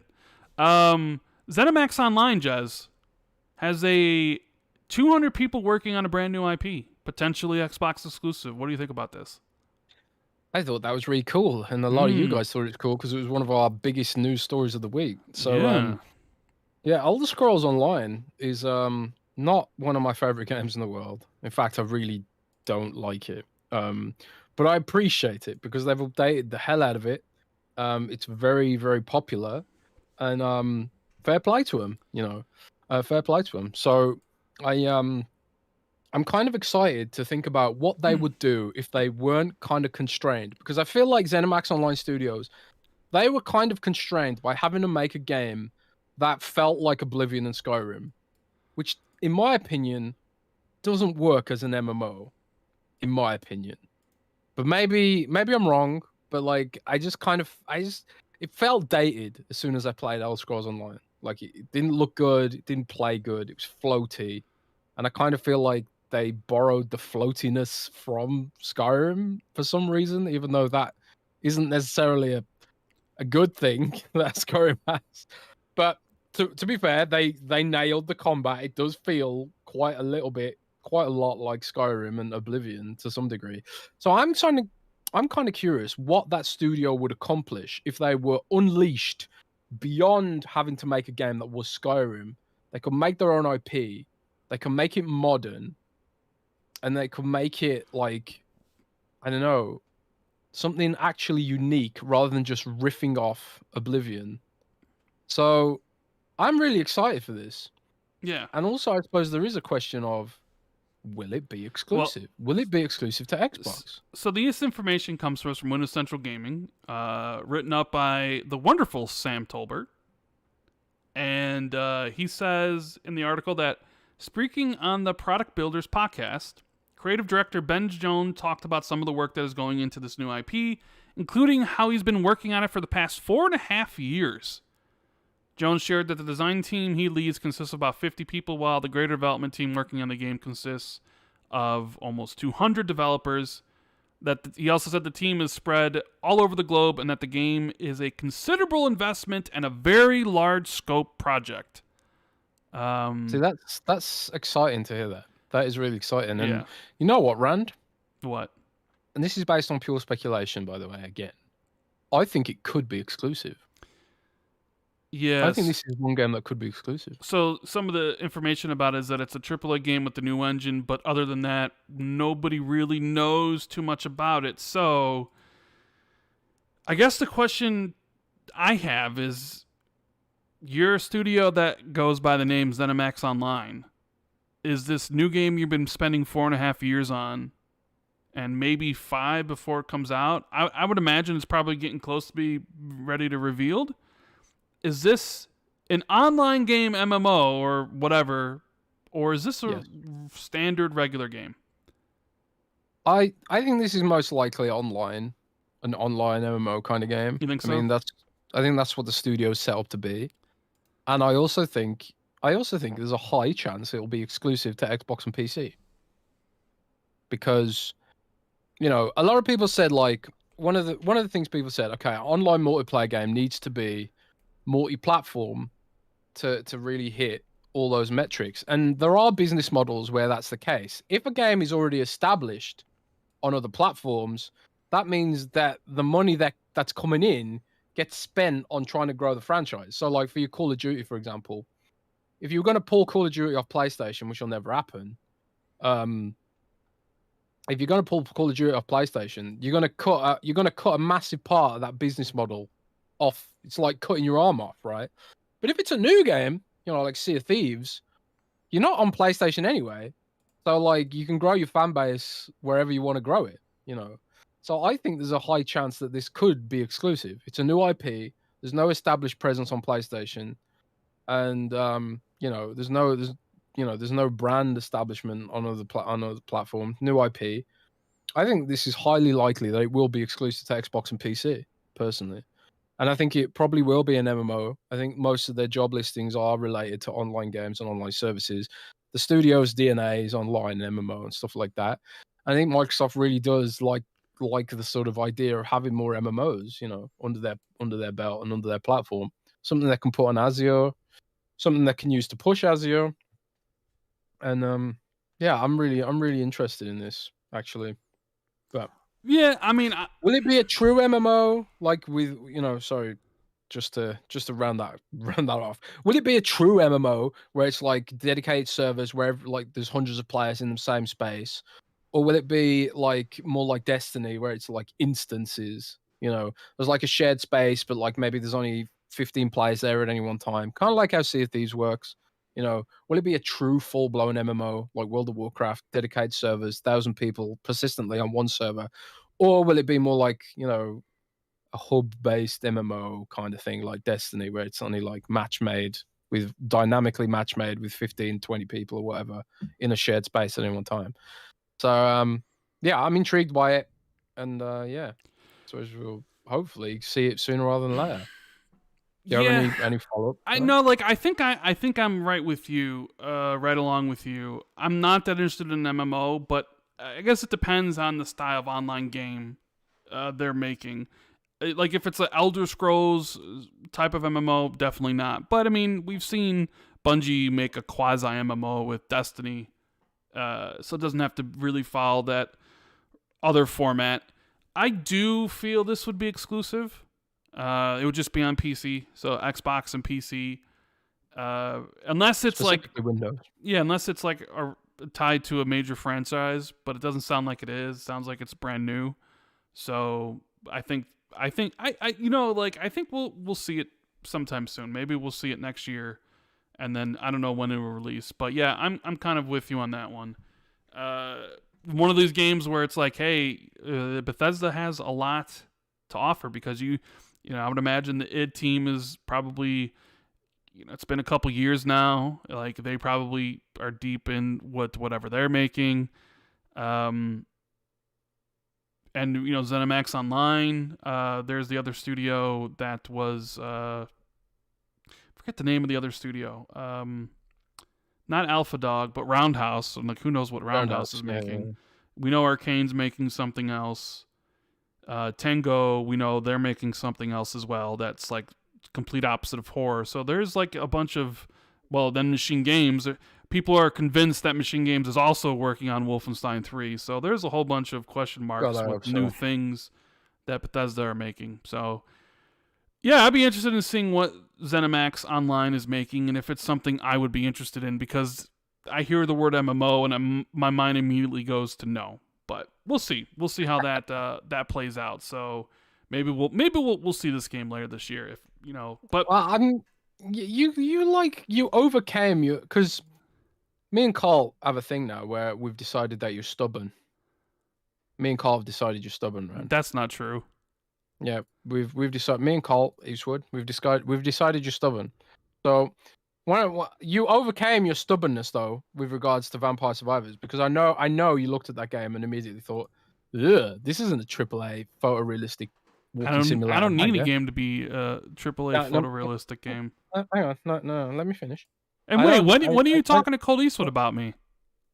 What do you mean? So what does it mean when you and Cold have decided that I'm whatever? Like when did you talk to Cold separately outside? Me and Cold BFFs. Didn't you know this?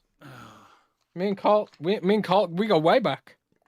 I've known Colt for 50 years. Me and Colt were in World War II together. You know, So he took a bullet for me. now you're talking to Colt about me behind my back. Is this what I'm gonna text Colt right now, being like, text him. Jez says. Okay, so continue. Apparently, what was the word you used to describe me? Stubborn. Stubborn. Okay, so go on. How am I stubborn? Because you only like AAA bangers. That's not true. true. Realistic graphics that are walking simulators. So it's 100%, 1000% true. But you Rand, this is a compliment. If you let me finish, it's a compliment. It's a nice thing I'm about to say. You overcame your stubbornness by playing Vampire Survivors. Because I know you saw Vampire Survivors and thought, ugh, what's this 2D NES looking game? I don't play games like this. I only play $70 bangers. I know you thought that when you played that game, but you got into it. You overcame those barriers, Rand. You grew as a person. Rand. So I'm wondering, with ZeniMax Online Studios' new game, maybe have an open mind. Have an open mind about it. Like you did with Vampire Survivors. Radimus is right. He's a member for 16 months, so that's why Jez wanted to show with Colt. Yeah, indeed. Yeah. It's true, man. Me and Colt, we're pretty close. Pretty close, man. Pretty close, bro. I think we got some other super chats we missed. Glitch Doctor dropped a super chat. Did he? I didn't. We have Andre's been a member for 5 months. Says you guys should have Chris Reagan on Xbox 2+1, one of the funniest, most insightful podcasters, streamers out there. Have a nice weekend, y'all. We definitely have a list of people we want to bring on Xbox 2+1, and it's a long list, and there's unfortunately only like 12 spots, unless we're going to be doing more shows. So we'll see. We might pepper some extra shows maybe in here and there on the Patreon, like during times where it's not so busy, but I can't commit to that at the moment. Andy Hart, member for 9 months, says, Rand, is Evil West worth buying? How are you finding it? I haven't started playing it yet. I have it. I haven't loaded it up because I'm addicted to Vampire Survivors, but Jez is really enjoying it. Yeah, so. I'm digging it so far. I'll have like more comprehensive thoughts in the next week or two, maybe. But by then it'll be too late.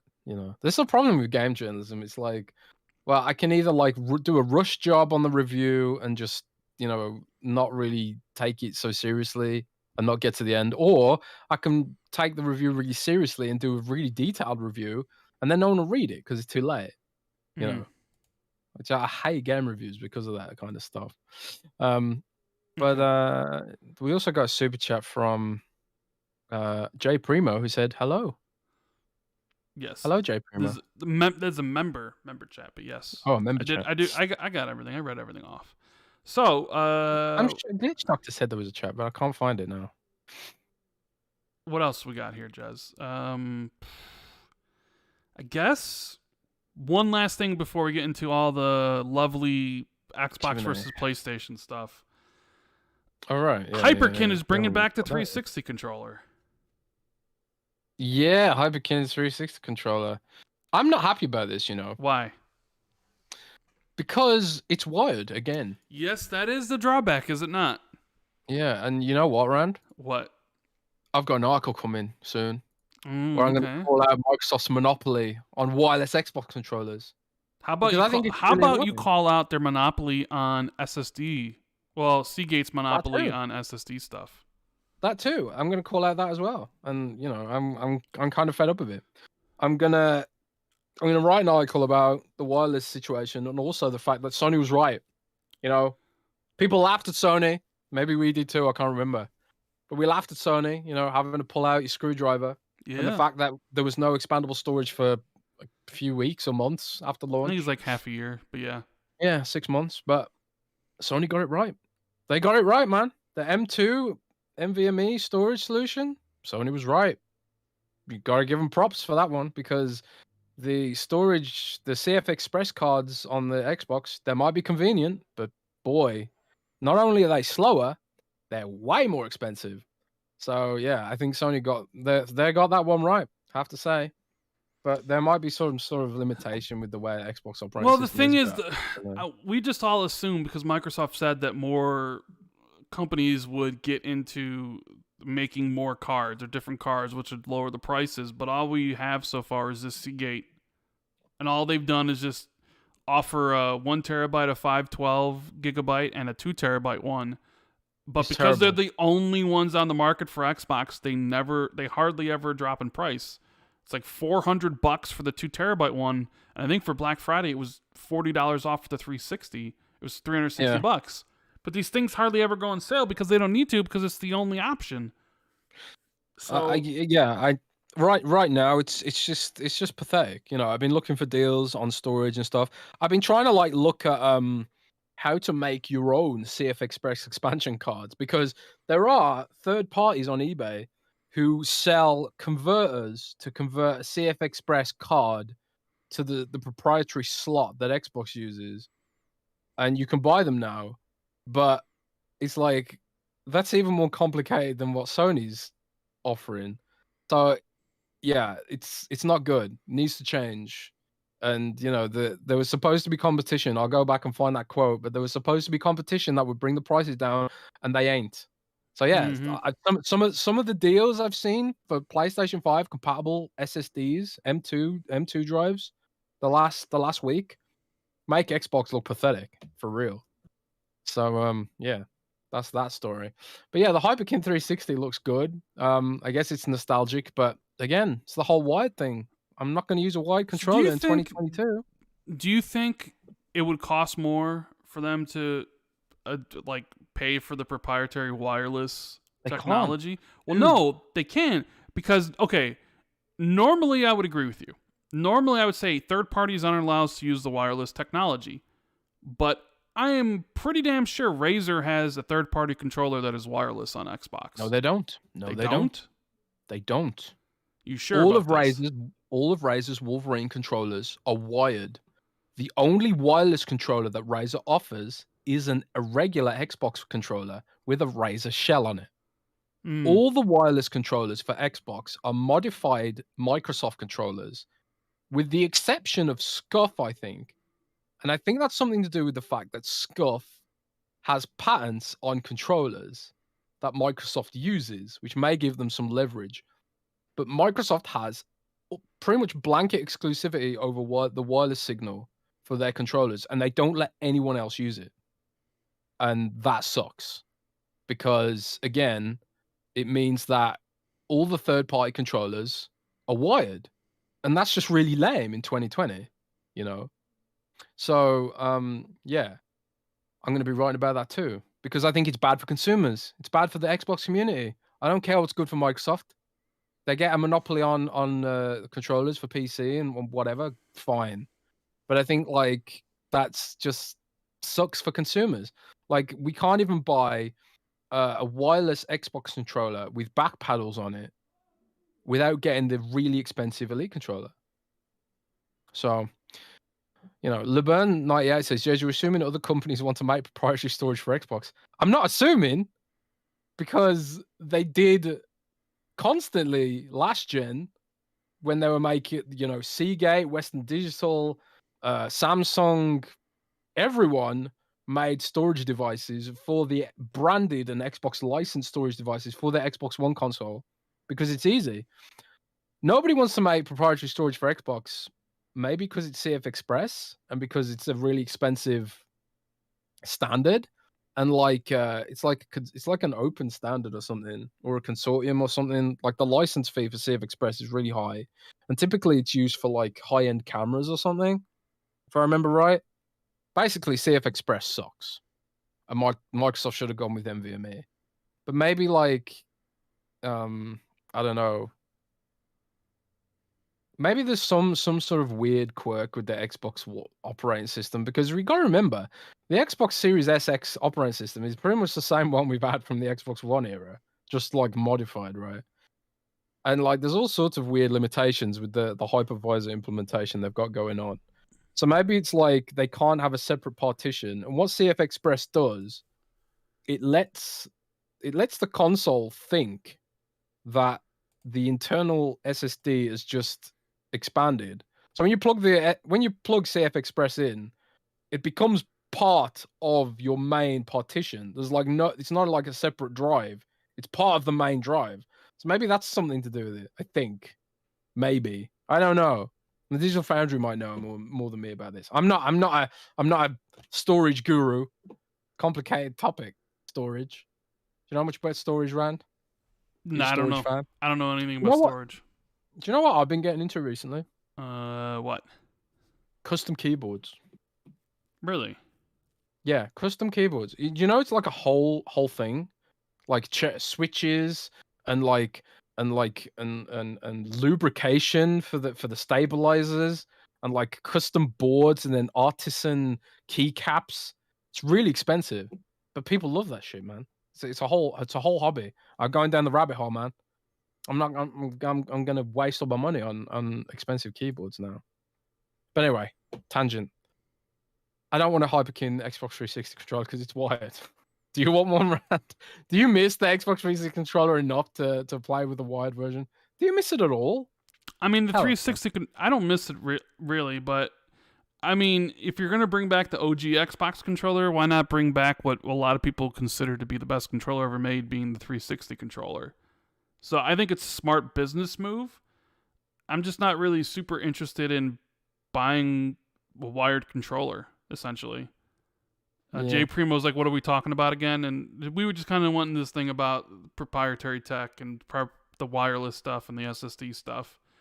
So as much as I would want a 360 controller, I guess for nostalgic purposes, I know that would be something I wouldn't use because I don't want to use a wired controller, essentially.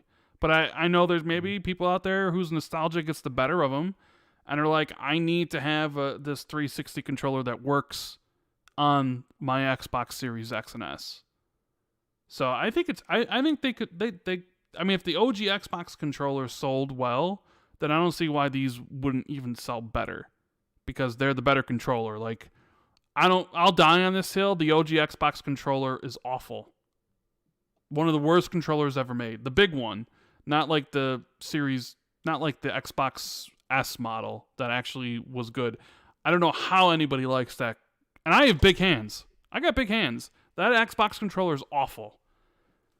But the 360 controller is sublime. Maybe people just want like a one that works on their Xbox. So I could see it doing well, but I personally don't really have a need for one.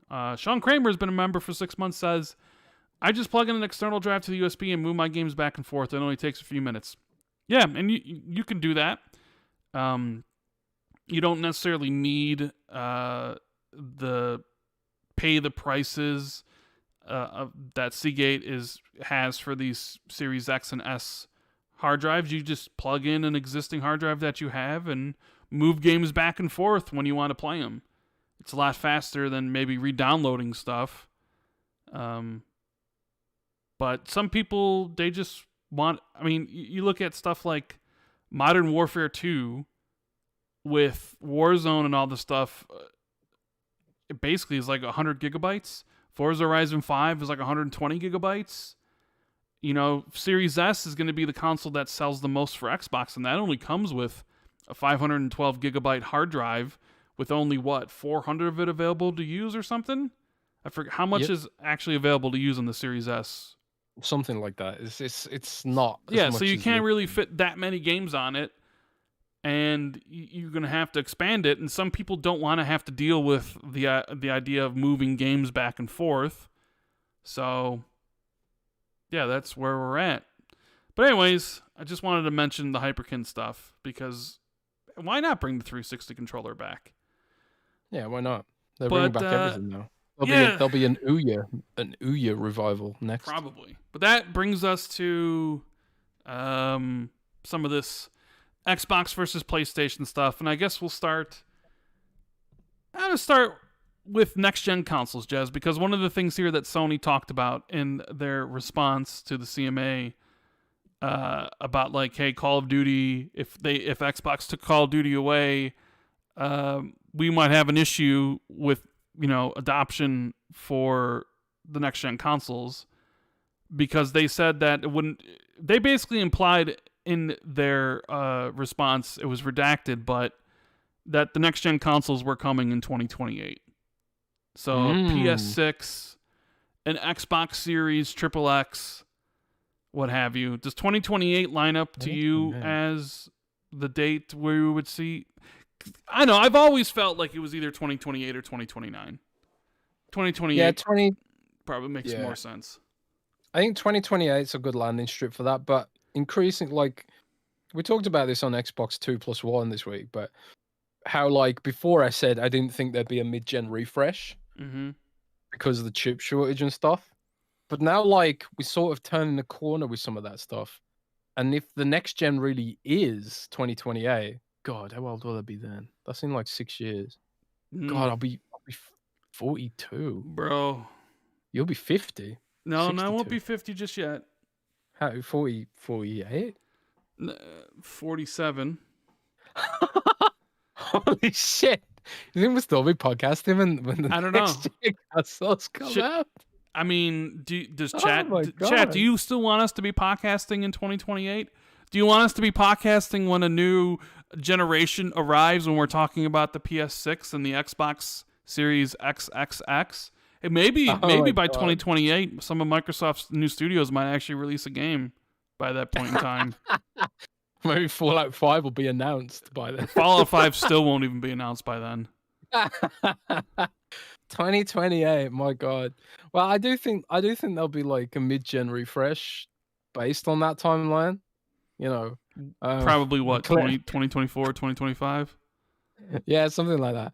Click. I'm not going to say his full name because it's really complicated, but Click says Xbox Too Old podcast. Xbox Too Old podcast.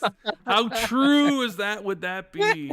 I mean, I've had fun for the last 5 years. I mean, think about this. We've been doing this show for 5 years. We're on episode 243, roughly. 243. We're almost at the 250 milestone, which is incredible.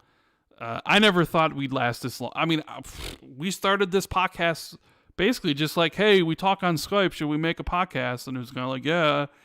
And now we're like, hey, Sony and Microsoft are like, already have the ideas of when they want to launch next gen. We're 2 years into this gen, and one of the things we're talking about is next gen. 6 years away, bro. Holy shit. 6 years? So that'd be, if that was the case, then we'd almost be podcasting for 11 years at that time. 11 years. 11 years. That'd be, wow. I don't know how many more episodes. We'd be getting old. But if people want us to will we still be doing Manscaped reads in 6 years? We probably. Oh, man. Manscaped. I hope so. Man, Manscaped already got purchased by another company. Like, I was worried that, like, when Manscaped got acquired, that they'd stop doing this, like, aggressive ad marketing they have been, but they've stuck with us. So we're doing something right. So hopefully Manscaped will still be dropping the XB2 checkout code, like, in the next 8 years for Manscaped. Man, I wonder how many performance package 4.0s we've sold by then. I mean, the boxers are primo, but the boxers are primo. Yeah, 2028 seems about right. Mid-gen refreshes 2024, 2025, just to keep the stock flowing. And but are you mentally prepared for the slow rollout of mid-gen consoles and then next-gen already? Because it's like, it's in these documents. We just went through a lead up to next-gen and everything that went with it, like all the info, all the console wars, PlayStation versus Xbox stuff. Oh, man. Are you prepared to go through it twice more again, once for mid-gen and then once again for new consoles? And what will the teraflops be, Jez? Because that's the only thing that matters. 40 teraflops, Jez? 50 teraflops? Oh God, what's the RTX 4090 teraflops? Like, isn't it like? It's like we're jumping up ridiculous amounts now. Teraflops RTX 4090, because it's almost getting ridiculous. We get into like ridiculous levels. But there are people out there that say Microsoft's desires to stop making consoles. They got the cloud now. They're putting their app on TVs. Microsoft's not going to make another console. What do you say to that, Jez? What I would say to that is that there's no such thing as the cloud, because at the end of the day, the cloud is just a big Xbox console in a server rack. So they need to keep making those consoles because the cloud is powered by the consoles and the developer environment is shared by the consoles. If anything, the Xbox Series X in your house is basically a cloud server connected to your TV at this point. Because you can kind of use the Xbox Series X as a personal cloud server. You can stream the games from your hard drive over your own internet to your phone from anywhere at any time. So I don't think Microsoft's going to get out of the console game because of the cloud. They need to keep making console hardware because they have a cloud that is made of console hardware. So I think they keep making consoles because of the cloud. They don't stop because of the cloud. They continue because of the cloud. But that's, I've been saying that for years at this point. But yeah, Rand, I want to ask you, buddy, when is the next gen refresh? Because if 2028 is the full blown next gen refresh 2025, 2024, 2025. Yeah. Will make the most sense. I mean, and what do you think they upgrade? Do they upgrade the GPU, the CPU, everything? It'll probably just be a GPU upgrade, I would imagine. So like for ray tracing, maybe, and stuff like that? I don't know. It'd just be a more powerful machine for the hardcore to buy. I mean, they might be able to do a slim reduction of the Series X. I mean, we've heard from Tom Henderson in his reporting that PlayStation is making a slim, but they're also basically going to be they're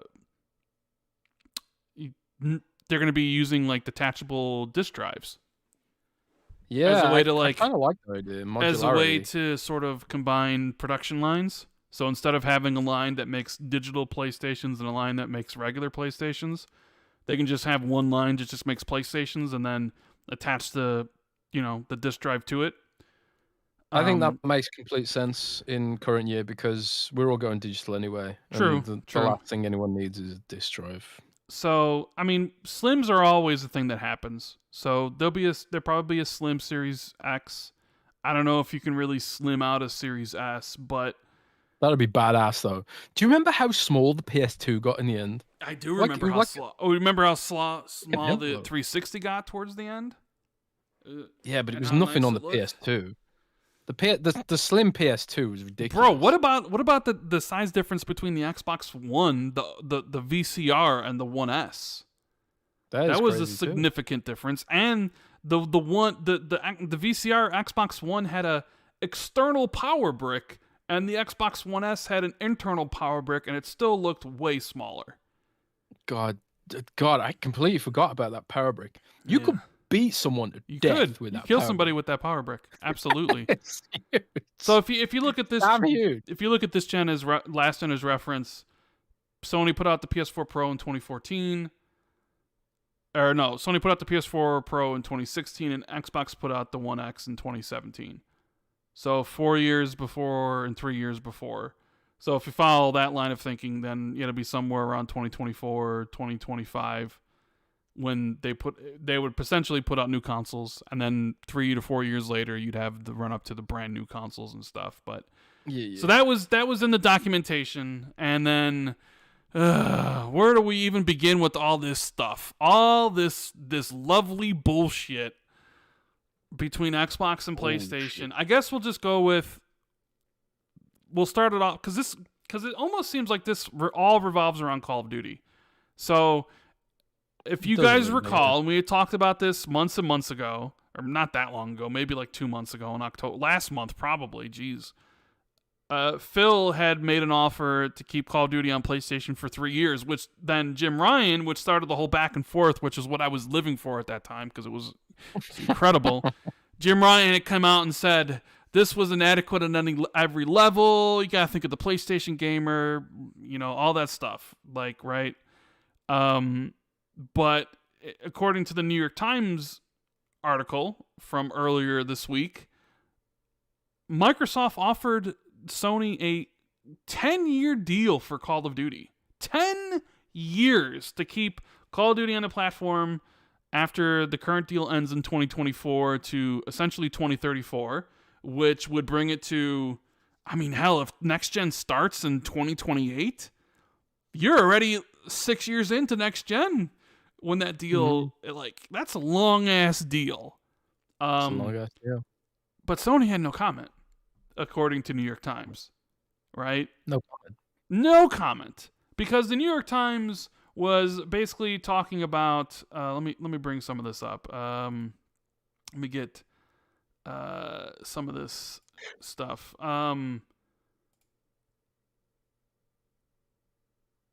Yeah, because Microsoft accused Sony of misleading the regulators, stating that Sony overstated the importance of Call of Duty to its viability, which is 100% true, right? Of course, like, Sony and Microsoft are both saying things that they need to say, right? Sony's overstating the importance of Call of Duty, while Microsoft is trying to downplay the importance of Call of Duty. Like, Microsoft is, like, what was some of the things that they were saying? They were using, like, online polls and Metacritic scores to say how like Call of Duty's like, so Sony's saying everything in their power to basically be like, if we don't have Call of Duty, we're done as a business. It's over for us. Doesn't matter that we just released God of War Ragnarok and sold 5 million copies in a week. If we don't have Call of Duty, we are done as a video game company. Microsoft is just going to roll over everybody. We're dead in the water. And Microsoft's just like, Call of Duty's not that important. The audience that they have isn't unique or special. It doesn't really win Metacritic polls and online polls and all this stuff. And it's like, look, I understand that you're trying to present your arguments in the best way possible, but like, it doesn't. I guess maybe it might work for regulators because they don't understand the video game. Like, Microsoft literally says in their things that, like, what it basically comes down to is they say is like, we make bad games. We suck. They basically saying like, our games are shit. Our games are shit compared to PlayStation's.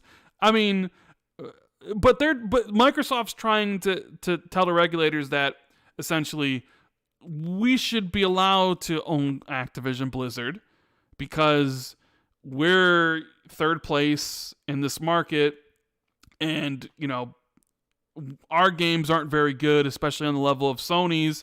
So they basically they overplayed their hand by trying to say Call of Duty is not that important, and that their own games that they make are just bad in comparison to Sony's. And then Sony's making the counter argument being like, our games can't even compare to Call of Duty. Everything's about Call of Duty. It's just back and forth. That's a little bit tedious. I understand why they both do it, and I don't begrudge either of them from trying to win this argument, so to speak, because clearly, if this, I think me and you have been saying this for a while. I don't think we were saying I think Sony was out to try to block it from the get-go. And I think that obviously that's apparent to everybody now. Sony is not going to accept any... Sony doesn't want any sort of deal from Microsoft. What Sony wants is the deal completely blocked. 100%. They don't care. They will say and do everything in their power, even things that make them look like the biggest hypocrites on the face of the planet. They will throw everything at the wall to see what sticks. And a lot of their arguments are complete bullshit. But the thing is, they're going to try to get away with it because they're hoping that, you know, their pressure with their political pressure with these companies, with these regulators holds. They're hoping to change some minds and hearts. And you got to say some things that might be a little outlandish to get people to pay attention. And it seems like it's at least working, at least for the first phase. The CMA and the European Union were like, yeah, this might be an issue that Call of Duty might be exclusive, or some of the other nonsense that they've been saying. But then we get an interesting quote here from Jim Ryan. This is before all the stuff we saw on Wednesday. This is stuff that happened on like Monday or Tuesday. And you know how much I love my quotes from Jim Ryan, Jez, right? Yeah. So Microsoft accused Sony of misleading regulators. Yeah. Of course, Sony's going to come out and say that ain't true, buddy. Sony might be maybe exaggerating the importance of Call of Duty, but Jim Ryan comes out and says it's not true that they misled regulators. But he said that Microsoft was, quote, a tech giant with a long history of dominating industries, and that it is highly likely that the choices gamers have today will disappear if this deal goes ahead. So, no, that's where it gets stupid. I said Jim Ryan was implicitly implying in his statement here that, which was backed up by what then we found out in the next day, that he's saying that if Microsoft gets control of Activision Blizzard, then the video game industry will be completely dominated and destroyed by Microsoft. That, like, he's literally saying that. He's trying to draw a parallel between Microsoft's history as a tech giant, dominating industries, how they basically were getting sued by all these regulators in the past, and then tying it to this deal by saying that if this deal goes through, consumers will get hurt. The choices people have today will disappear. And I just tried to sit there and think of what choices would disappear. Like today, me, Randall Thor 19, or think of it, anybody in the chat, right? So if you think about the choices that you have today, what choices will disappear? And maybe I'm just not smart, because the way I look at it, it's like, okay, so right now my choice is that Call of Duty I can play on Xbox, I can play on PC, I can play on PlayStation, I can buy it if I want, and that's really it. But he's saying that those choices will disappear. So I don't know what it's crazy. It's crazy to me. Like, it's really cool, actually, the way he said this, because it's very manipulative, because there's one thing humans do, right? They tend to err towards the negative. When they have like a lack of information, evolutionarily, we tend to err towards the negative, and that's evolution. That's because, like, we'd rather be safe than sorry, right? Rather be safe than sorry. So when he makes such a sweeping statement like the choices may go away, it doesn't say what choices. He leaves it to regulators and everyone else to fill in with their imagination their worst fears, you know. Mm-hmm. So like it leaves it like an open question. It's very manipulative, very, very smart. He probably didn't mean to do it. Oh no, he 100% meant to do it. He 100%. Well, I'm just saying, like, people who end up becoming CEOs tend to be a little bit manipulative anyway. Well, I'm like, sure. Nature, but this is, you know? So I'm sure this is the New York Times reaching out to Crying Flying Jim, Dance Move, Saving Private Ryan for a quote, and I'm sure PR wrote up the quote, or maybe the legal firm, whatever, decided to write this quote because he does a good job drawing parallels. I'll give him this. He's trying to draw parallels in regulators' eyes of the Microsoft that existed in the 90s, that bullied their way into industries, buyed up companies. What was the old Microsoft motto? Embrace, extend, extinguish, or something like that, right? Yeah, something like that. So he's like, listen, look at the history that Microsoft has. Look at the things they've done. They have one of the biggest tech deals ever right now going on. If you were allow them to go through with this, then these bad things will happen to consumers in the video game industry. Even though you can argue that actually gamers will have more choice if this deal went through. Because right now you can only buy Call of Duty. It doesn't appear on any streaming service, and it doesn't appear in any subscription service. So if Microsoft actually were able to own Call of Duty, well, so in addition to the ability to buy it outright for full price, you could essentially get it even cheaper in a monthly subscription.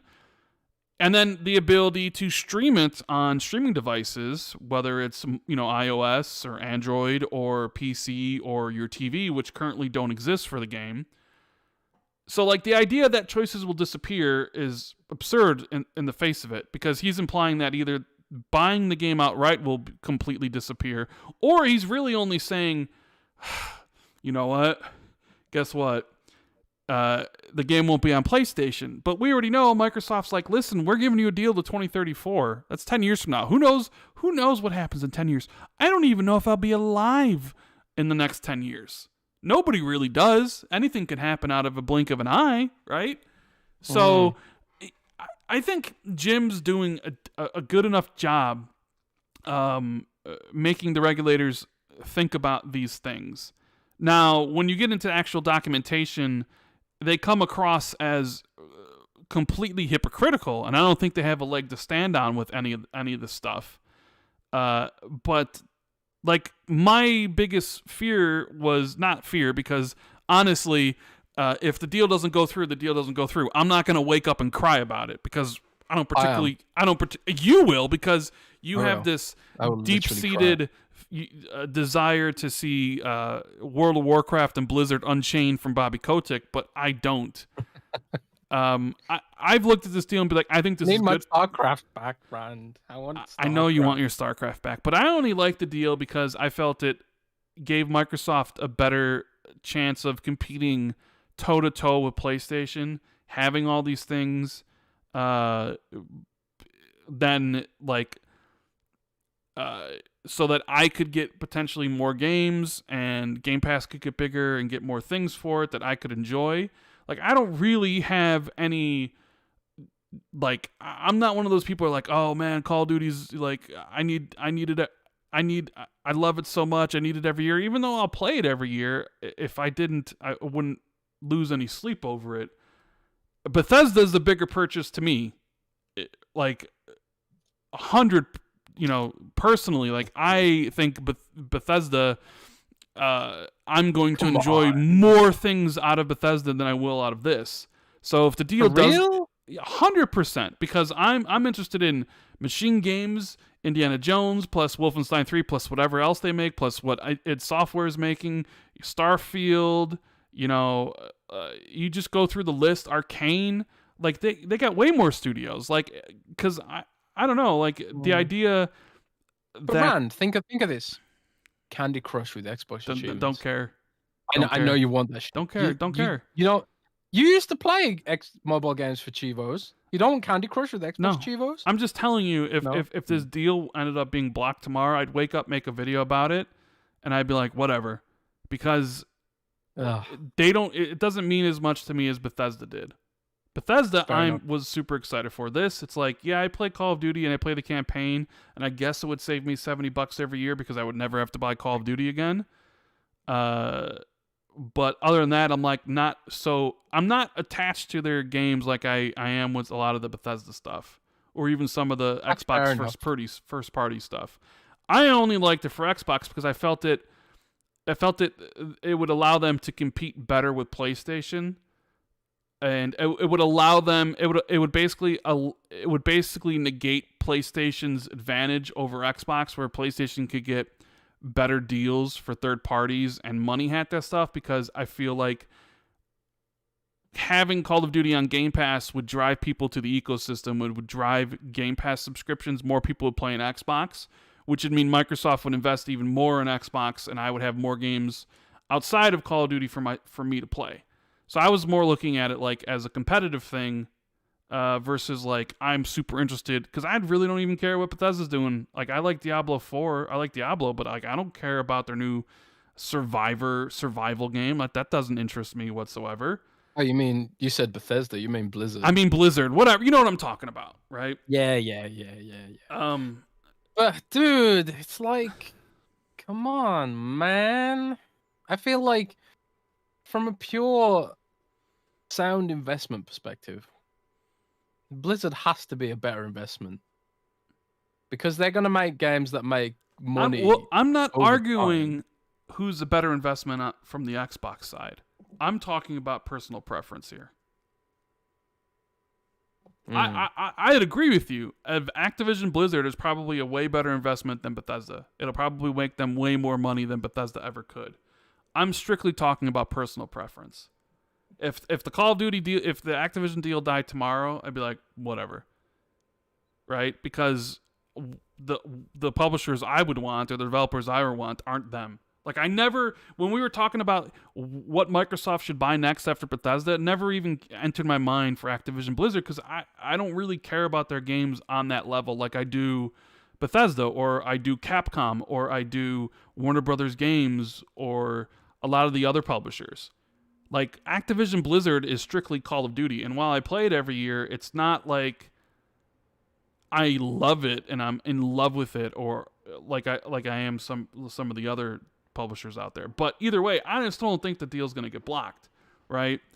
But then, okay, so you have the Jim Ryan stuff, you have the New York Times article, but then you get into the whole drama, right? You get into PlayStation being like, all right, so if you bring up this Sony Entertainment PDF thing that the CMA posted, there's so much here, and it's kind of like, well, where do you even begin? And I'll start at the end, because I saw Hoglaw did this, and I was like, this is a really cool way to do it, because it gives you a sense of what Sony wants.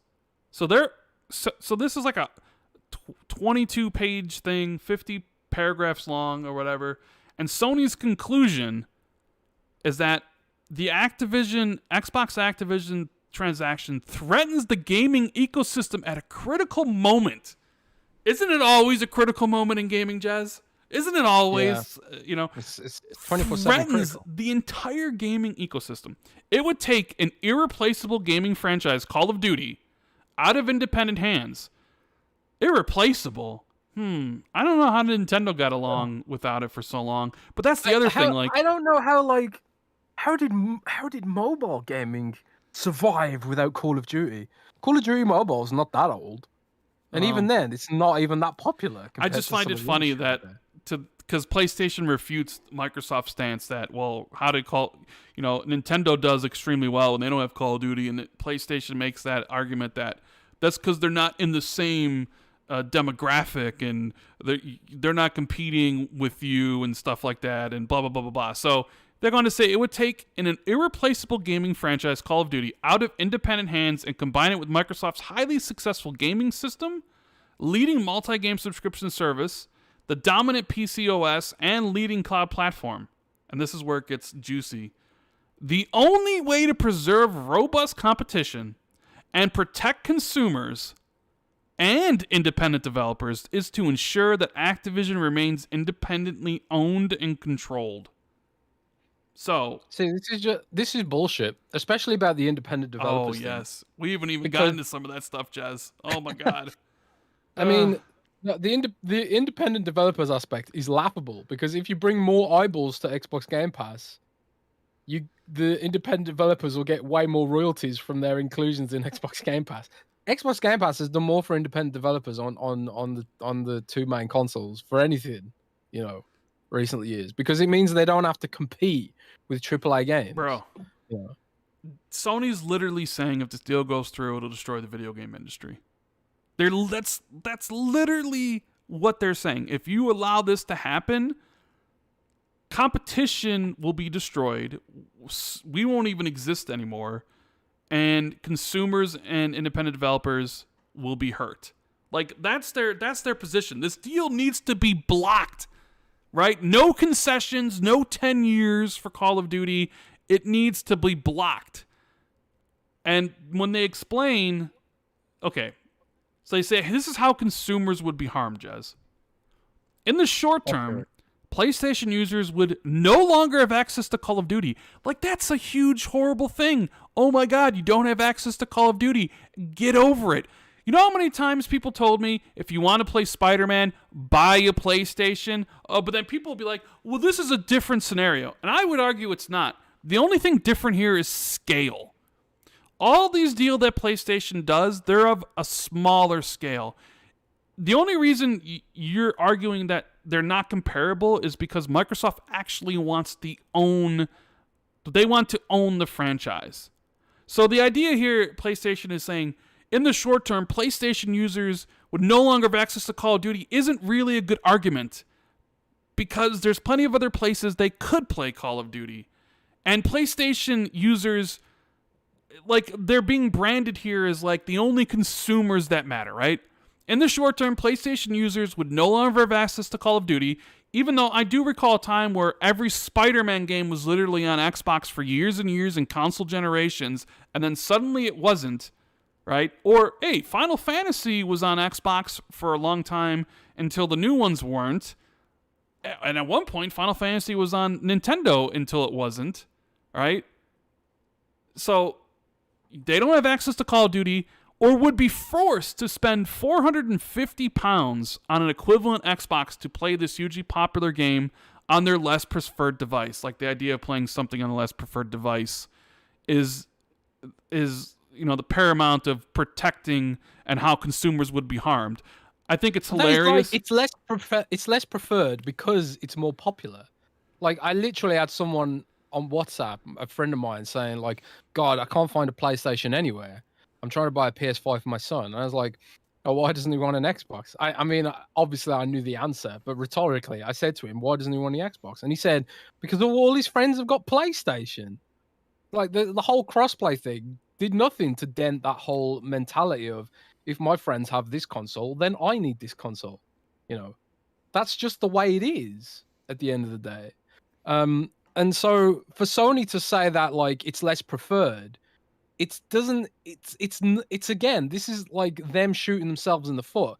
It's less preferred because of the things they're doing that are anti-competitive that make it less preferred, like their crossplay block. If Microsoft is smart, they'll talk about this kind of stuff and say, like, yeah, what's the reason why the Xbox is less preferred? It's because Sony won't let people play with their friends who have a different console.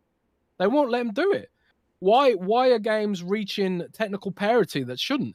It's because Sony makes third-party devs artificially downgrade their games to match Microsoft on technical parity on Xbox. Why is it less preferred? It's because Sony's undermining Xbox Game Pass by threatening developers not to be involved in it. So it's like, this isn't Sony competing for a better deal for consumers. This is Sony trying to stop consumers from getting an alternative deal anti-competitively. And if Microsoft is smart, they will bring all this shit up when push comes to shove. And I hope they do. But, it's just another nail in the bullshit cake.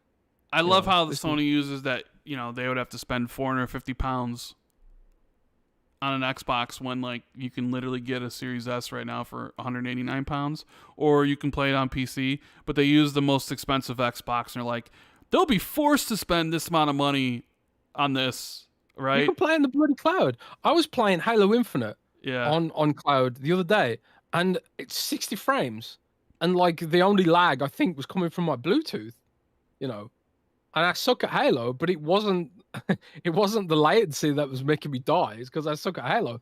Slap Overwatch on the cloud, and I will dominate. I'll probably play on the cloud on my phone all the time, So Sony's arguments just fall apart under any sort of scrutiny. And I wonder, like, if they even realize this. Do they know this? Are they really that far in their own universe that they don't know how ridiculous they sound? I don't know. I think they're just throwing everything at the wall and seeing what sticks. With maybe the hope that the regulators really don't understand the video game industry. They don't. Right? They're really dumb. They are really, really dumb. And my concern is that they will remain dumb, even though Microsoft has reportedly had to physically go to the regulators and be like, "This is a Nintendo. This is a PlayStation. These are called video game consoles. And this is what they do." Like, they're literally having to sit regulators down who regulate billions of dollars of like market economy revenue, and having to explain to them like children what these industries are and what they do. And a lot of the time, these like adults, they only know what they know about video game industry from second-hand, third-hand sources like tabloids. British tabloids are always attacking video game industry, blaming video game industry for any murder or any violence that kind of happens. And America's often the same, with the whole like, the moral panic over video games. Video games bad, It always comes back around to blaming video games. And for a lot of people who aren't gamers, that's the universe they live in. And what's worse is a lot of people that are gamers probably are PlayStation fans, like our friend from the European Commission, who have a bias and they want to see this deal fail because they're PlayStation fans, because they have to be PlayStation fans, because all their friends have PlayStation, because of the anti-competitive thing Sony's been doing to push its platform. So, it's like a vicious cycle. It's like a salmon swimming up a stream. And Microsoft's the salmon, and the rest of the universe is the stream, I guess. Where are you in this river, Rand? Where, if Microsoft's a salmon, what are you, Rand? As like a fish? Yeah, what are you? If Microsoft's a salmon, what are you? I don't know. I mean, an eel? An eel? Yeah. Why? I don't know. Why an eel? I'm like slithering around. Is that your persona? If Microsoft's a salmon, then I'm probably one of those parasitic fishes on the salmon because I make videos about Xbox. You're like a fish parasite? I think those exist, yeah. Yeah, of course they do. I don't know what I'd be. Flame says you'd be a guppy. Okay, I'd be a guppy. So they go on to say that in the midterm, a significant number of PlayStation users would likely switch to Xbox and or Game Pass. Yeah, that's called competition, bro. But that's the thing. When you read this is the thing that you come to understand. PlayStation only likes competition when they're winning 120 million consoles to 50. They only like competition when they're obliterating somebody. It's kind of like a bully, right? A bully, you can look at like Sony as a bully, punching the shit, kicking Microsoft when they're down, stealing their lunch money, right? They like it when you can't fight back. The bullies love it when you can't punch them back. But then suddenly, things change. The bully starts noticing that, their victim is starting to pump some weight, maybe taking some karate classes, preparing to fight back. And the bully's like, well, wait a minute. No, we can't have that. That's not fair. That's not fair. That's what Sony is. Sony only wants competition when they're the ones obliterating everybody. The fact that Microsoft is trying to compete better with more studios and bigger franchises is something that Sony desperately wants to stop. Because they've been used to just doing whatever they want and everybody lapping it up and having Microsoft and Xbox as a joke. They don't want true competition. They don't want to have to innovate. They'll complain here about Xbox Game Pass and how it's not fair that Xbox is going to put Call of Duty on Game Pass day one, but then won't give it to them on PlayStation Plus. Like, PlayStation wouldn't be able to afford the day one price it would take for a game like Call of Duty to be on PlayStation Plus. Because they ain't getting it for free. And that would cost a lot of money. But it's like the audacity of Sony, the audacity of this bitch. It's like to basically demand that if Microsoft were to put the game that they own, a franchise that they own and are responsible for, that they would have to put it on PlayStation Plus because that's the only way it would be fair, when they themselves don't even put their own games on their own service. So how are they out here trying to talk high and mighty about a franchise that they don't even own and saying how it's not fair and how Microsoft could use that to foreclose them, when PlayStation themselves doesn't even bother to put their own incredible games day one into their own subscription service? It's because Sony doesn't want to compete that way. Sony only wants to compete on the level, on the playing field that they want to compete in. There's a really great example of that they want to dictate the playing field. When they were saying in their response to CMA, they said something along the lines of, and this is another point. They said Game Pass has hit 29 million subscribers, and our little service, PlayStation Plus, has however many million less subscribers. I can't remember the exact figure, but well, they didn't. It was redacted. They made sure not to redact the number for Xbox Game Pass, but the number for PlayStation Plus was redacted. But it was a small number. Yes. Yeah. So yeah, and it's like they're saying like, oh, nobody wants our service, and it's like, well, why don't they want your service, Sony? Because you've dictated the playing field of your own service. You have opted out of competition by not putting your own games in the fucking service. If you were competing and you were serious about competing and offering people better value, which is what capitalism competition is supposed to do, you would be trying to compete with Xbox Game Pass directly by giving people Spider-Man in the service, giving people God of War Ragnarok in the service day one, which is exactly what Microsoft's going to do with every single exclusive coming. Starfield, it's going to be in there day one. Wolfenstein 3, it's going to be in there day one. Fallout 5, it's going to be in there day one, like in however many decades it takes to get Fallout 5. But that's the point. It's like they're like incredulous that anyone could dare to try to change the playing field. It's like, this is our playing field. How dare someone try and offer exclusives day one? How dare someone try and offer consumers a better deal? It's like the arrogance. How arrogant are they? And what blows my mind even more, regulators don't seem to be able to see through it.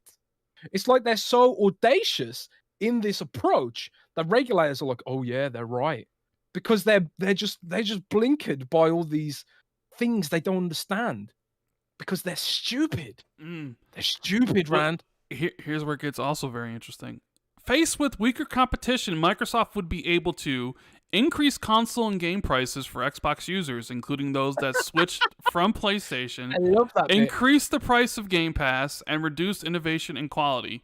The use harms would be amplified by the direct and indirect network effects that play in this industry, allowing Microsoft to further raise prices or reduce quality once its position has become even more entrenched. So basically, Jim Ryan's being out there, who the hell's raising prices? I think it's hilarious because Sony has, they talk about the specter of Microsoft raising prices, right, for all these things when they themselves have already done that. But then when has Microsoft ever raised prices? But no, it's funny because they said they did it because of economic headwinds, right? They did it because of inflation, supply chain issues, all that stuff. But so they're like, we should get a pass because we're doing it for these economic reasons. But then they're using the specter of Microsoft potentially raising prices in the future as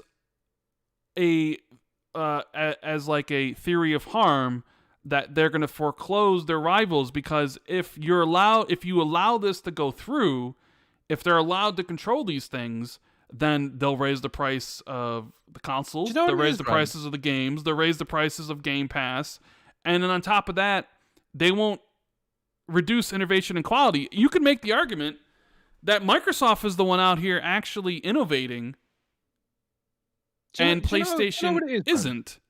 But yeah, Microsoft is the one innovating. They innovated with the Xbox Live Gold. They innovated with Xbox Game Pass, and they're innovating with xCloud. But the thing is, Rand, do you know what it really is? What Sony's doing? What? They are projecting. They are projecting. Because do you know what happened in the 360 gen? What happened? It was Sony who used their market position to sell a console that literally nobody could afford. It was Sony who arrogantly thought, oh, we are absolutely dominant. No one can stop us now. Let's sell a console that costs 600 quid. That'd be funny. And they thought they could get away with it. And it's only because Microsoft bought serious heat with a much cheaper console that didn't fly. You know, it's Sony who does all this shit, man. It's Sony who's raising prices. It's Sony who's negatively impacting independent developers with its weird taxes and its weird rules. You know, Scourge666 says, as Nick said earlier, this is insanity level of stupid. The only saving grace about Sony is, with regards to any of this, is that they're lying. You know, if they actually believe this, It would be tantamount to negligent stupidity, but they're doing their job at the end of the day. They're just lying, They're lying because they want to kill the deal and exploit the ignorance of the regulators. They are manipulating regulators. They are misleading regulators. Microsoft is correct. They are misleading regulators. Microsoft's trying to do it as well. They say that Call of Duty is not a big deal because the Metacritic score low. That's hilarious, but it pales in comparison to what Sony's trying to do with its rhetoric, which is ridiculous. It is insane, and it makes no sense. No sense. You mentioned how Sony's projecting. Yes. It's because they're worried that Microsoft is going to do to them what Sony's been doing to their competitors since they got into the business. Yeah. That's essentially what this comes down to, is that Sony is terrified that they're going to actually get a dose of their own medicine by somebody else. Yeah. So they're throwing everything at the wall, seeing what sticks. They don't care that they look hypocritical. They don't care that they're talking about this idea of Microsoft raising prices when Sony's the one who literally raised prices in the UK where this whole thing is taking place. But they're like, Microsoft might do it in the future, and they might raise prices of games, which is something they did. It's like, do you not see what you're saying? But of course they do.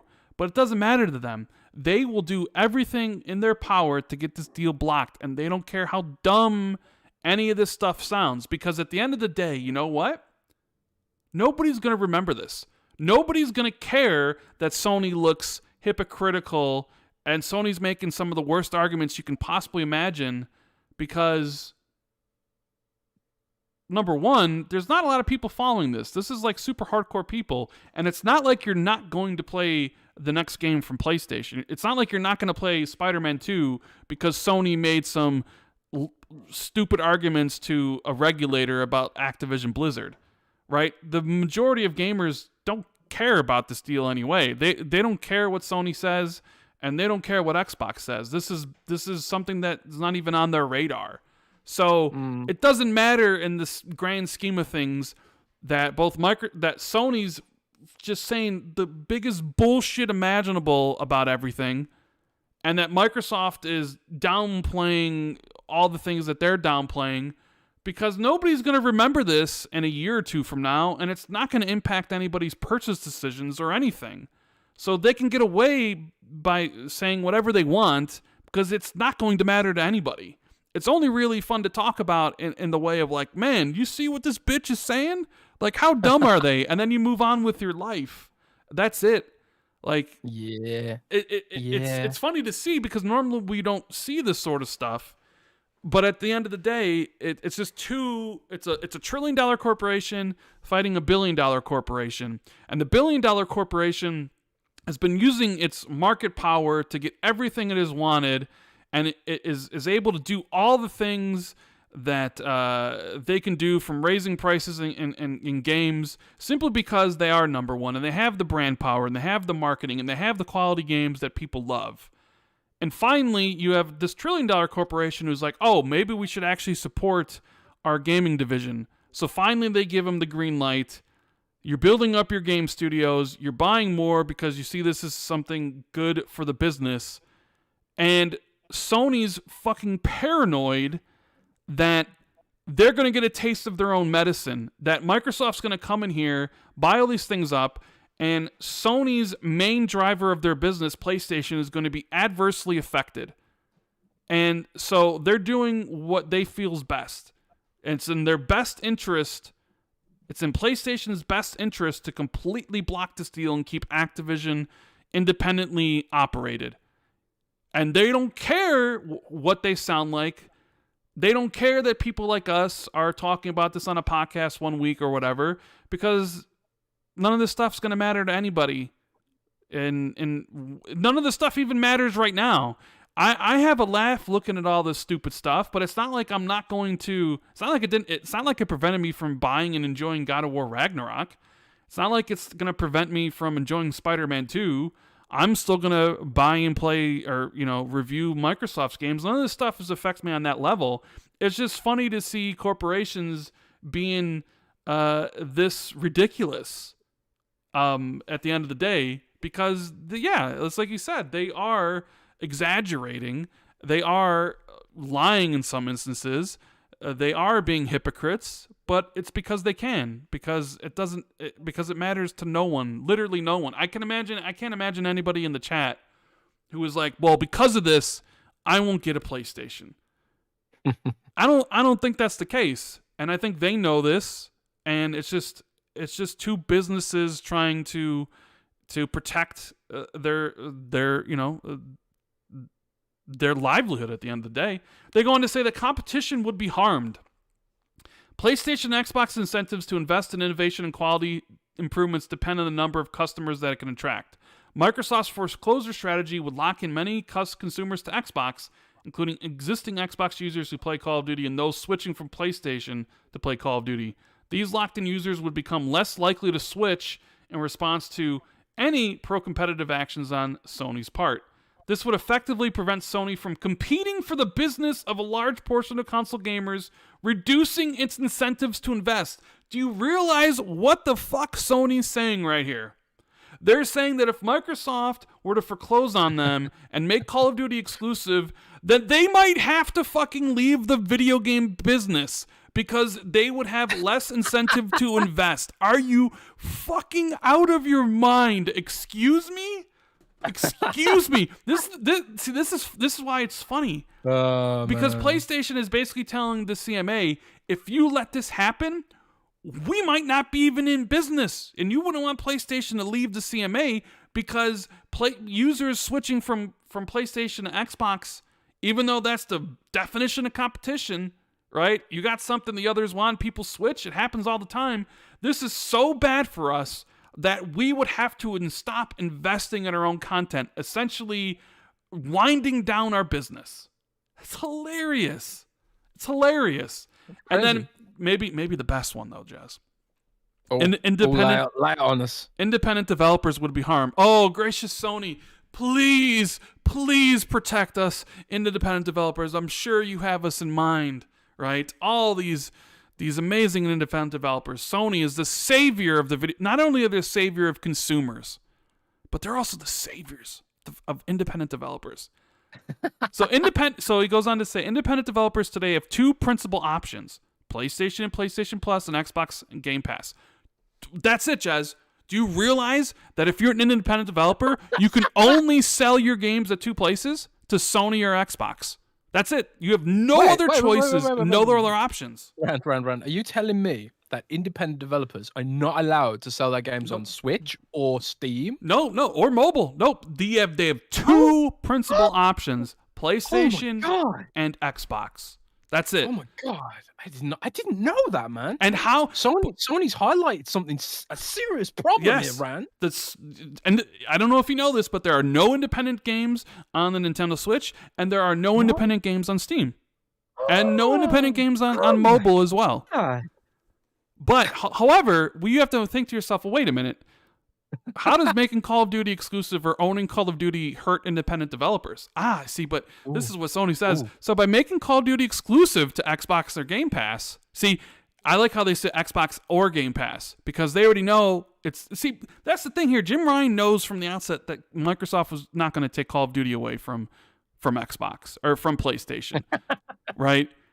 It's the Game Pass thing they're more worried about, because Phil's going to put that shit in the Game Pass day one to drive subscriptions, and that's what terrifies Jim Ryan and the brass at PlayStation, right? So by making Call of Duty exclusive, the transaction would tip demand for multi-game subscription services towards Game Pass. Once again, competition at work. They got something that somebody wants, and people go and gravitate towards it. So I don't see how that's a bad thing. As Microsoft forecloses PlayStation Plus, it would likely become a critical distribution channel for independent developers. In that weakened negotiating position, independent developers would likely receive worse terms for their contract from further content from Microsoft, or even be required to promise exclusivity in return for distribution. Wow, require exclusivity in return for distribution? That's almost like what PlayStation currently does for a lot of things. Oh my god, the idea of like getting exclusives and oh my lord. Oh my god. Thereby diminishing independent developers' ability and incentive to invest in high quality new games. Thus, in turn, would also harm consumers even further. Man, just all this just from Microsoft owning Call of Duty and maybe making an exclusive. Not only would consumers be harmed because they might have to go out and buy a system, and Microsoft may raise prices in 2 years, but competition would be harmed, and Sony would basically have to fold shop. They would become beggars. Instead of dominating, they would be basically they'd have to sell their buildings to continue to feed their families. But independent developers would be harmed. Sony's not only looking out for consumers, they're looking out for the little guys, the people that make the Vampire Survivors. And if Xbox had Call of Duty, they can basically tell the developers, accept our terms or shove it. Because they only have two options. They can only put games on PlayStation or only put games on Xbox. And Xbox might require exclusivity on certain things. We don't want that, Jez. No, we don't want that. Rand, I'm exhausted. I'm exhausted with this Activision CMA regulated stuff. We ain't even got to the European Union yet, man. We ain't even got to the FTC, who, by the way, are rumored to be looking to block the deal, which apparently is part of the process. But, we haven't even got to any of that shit. That's what we got to look forward to in the coming weeks. Non-stop bullshit from these companies. But man, I just want Starfield back, man. I don't care about the details. I really appreciate all the hard work that everyone's putting into making this happen for me, because that's what it's all about, man. It's all about Starfield. They even talk some shit about Battlefield in here. Sony's also very quick to throw their other partners under the bus. Yeah, well, let's tell us what they said about Battlefield, and then let's go to Q&A because it's getting late here. What did they say about Battlefield? I gotta find it. Hold on. Let me see. Control F. Yeah, baby. I know how to Control F. Battlefield. Oh, really? No. Is that how you find you? It says here that Microsoft has offered to continue making Activision games available on PlayStation only until 2027. Likewise, in public comments on just October 26th, Microsoft said that it plans to offer Call of Duty on PlayStation only as long as it makes sense. A period until 2027 or some other, possibly shorter time Microsoft unilaterally determines makes sense to Microsoft is badly inadequate. By the time SIE launched the next generation of its PlayStation console, which is likely to occur around Redacted, it would have lost access to Call of Duty and other Activision titles, making it extremely vulnerable to consumer switching and subsequent degradation in its competitiveness. Even assuming that SIE had the ability and resource to develop a similarly successful franchise to Call of Duty, it would take many, many years and billions of dollars to create a challenger to Call of Duty, and the example of EA's Battlefield shows that any such efforts would more than likely be unsuccessful.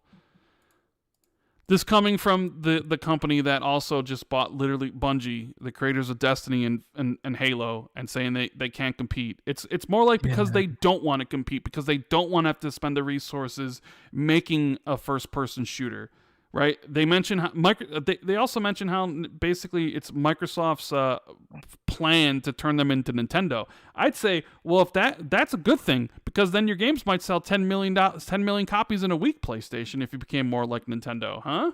It's so strange, right? Because but it's not like, so Nintendo doesn't get those games. So you know what Nintendo did? They invested. They actually created a shooter called Splatoon. Yeah, and that's what would happen. It's just that I don't think Sony wants to invest in those areas. Sony doesn't want to invest in subscription services, so they complain that Microsoft won't offer them Call of Duty, but they don't offer their own games.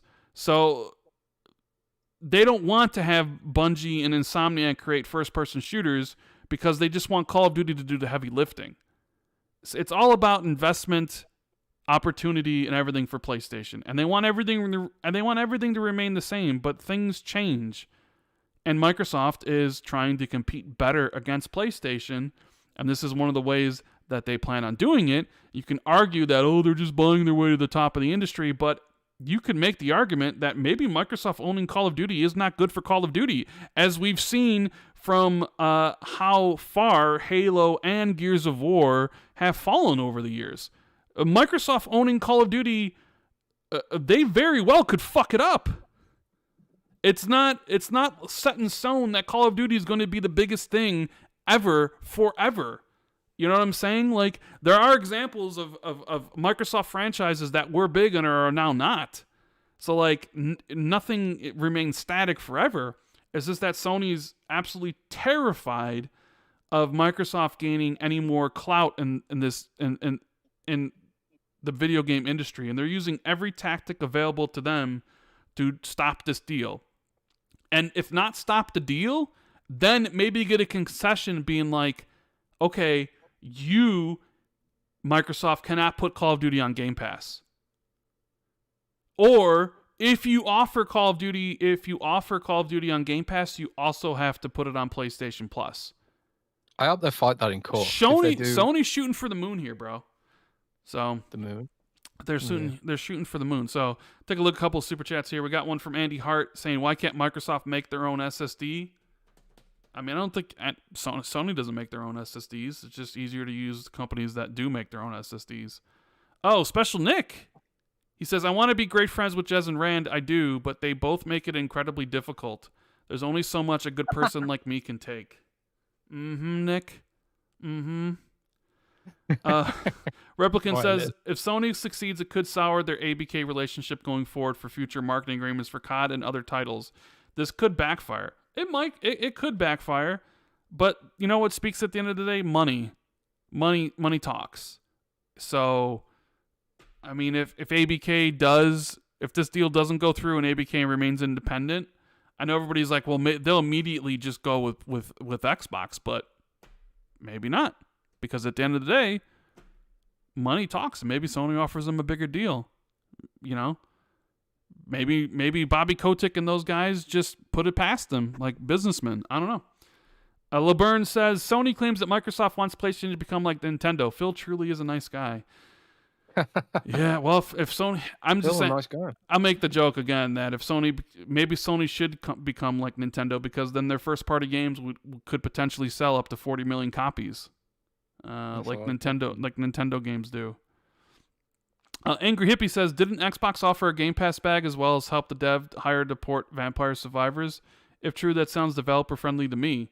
Yeah, there's a lot of stories going around how Xbox is very developer friendly and Game Pass is, amazing. But that doesn't help court documents for something in the future where you want to present a case of something's bad happening for consumers and developers. You have to point to, they could raise prices. They might do this. They could do this. Consumers would be hurt. Developers could be hurt. It's not a substantial... See, all of Sony's things here are all, like, speculation, right? And nobody knows how the future is actually going to play out with any of these things.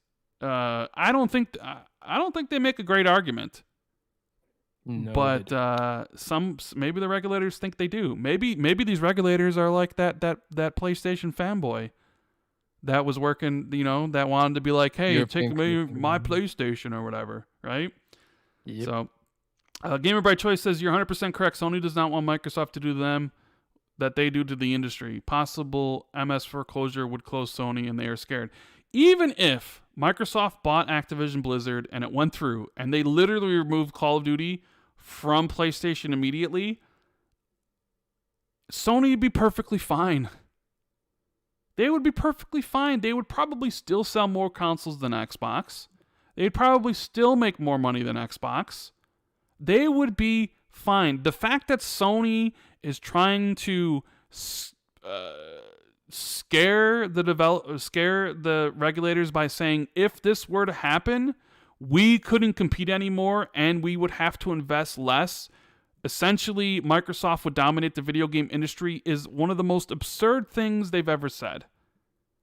Microsoft would maybe be a close second. At best, slightly number one. But you see, Sony doesn't want to live in the world where they're not the market leader, and not the market leader by a ridiculous margin. It's about dominating your competition. It's not about just squeaking by. So, yeah, it's.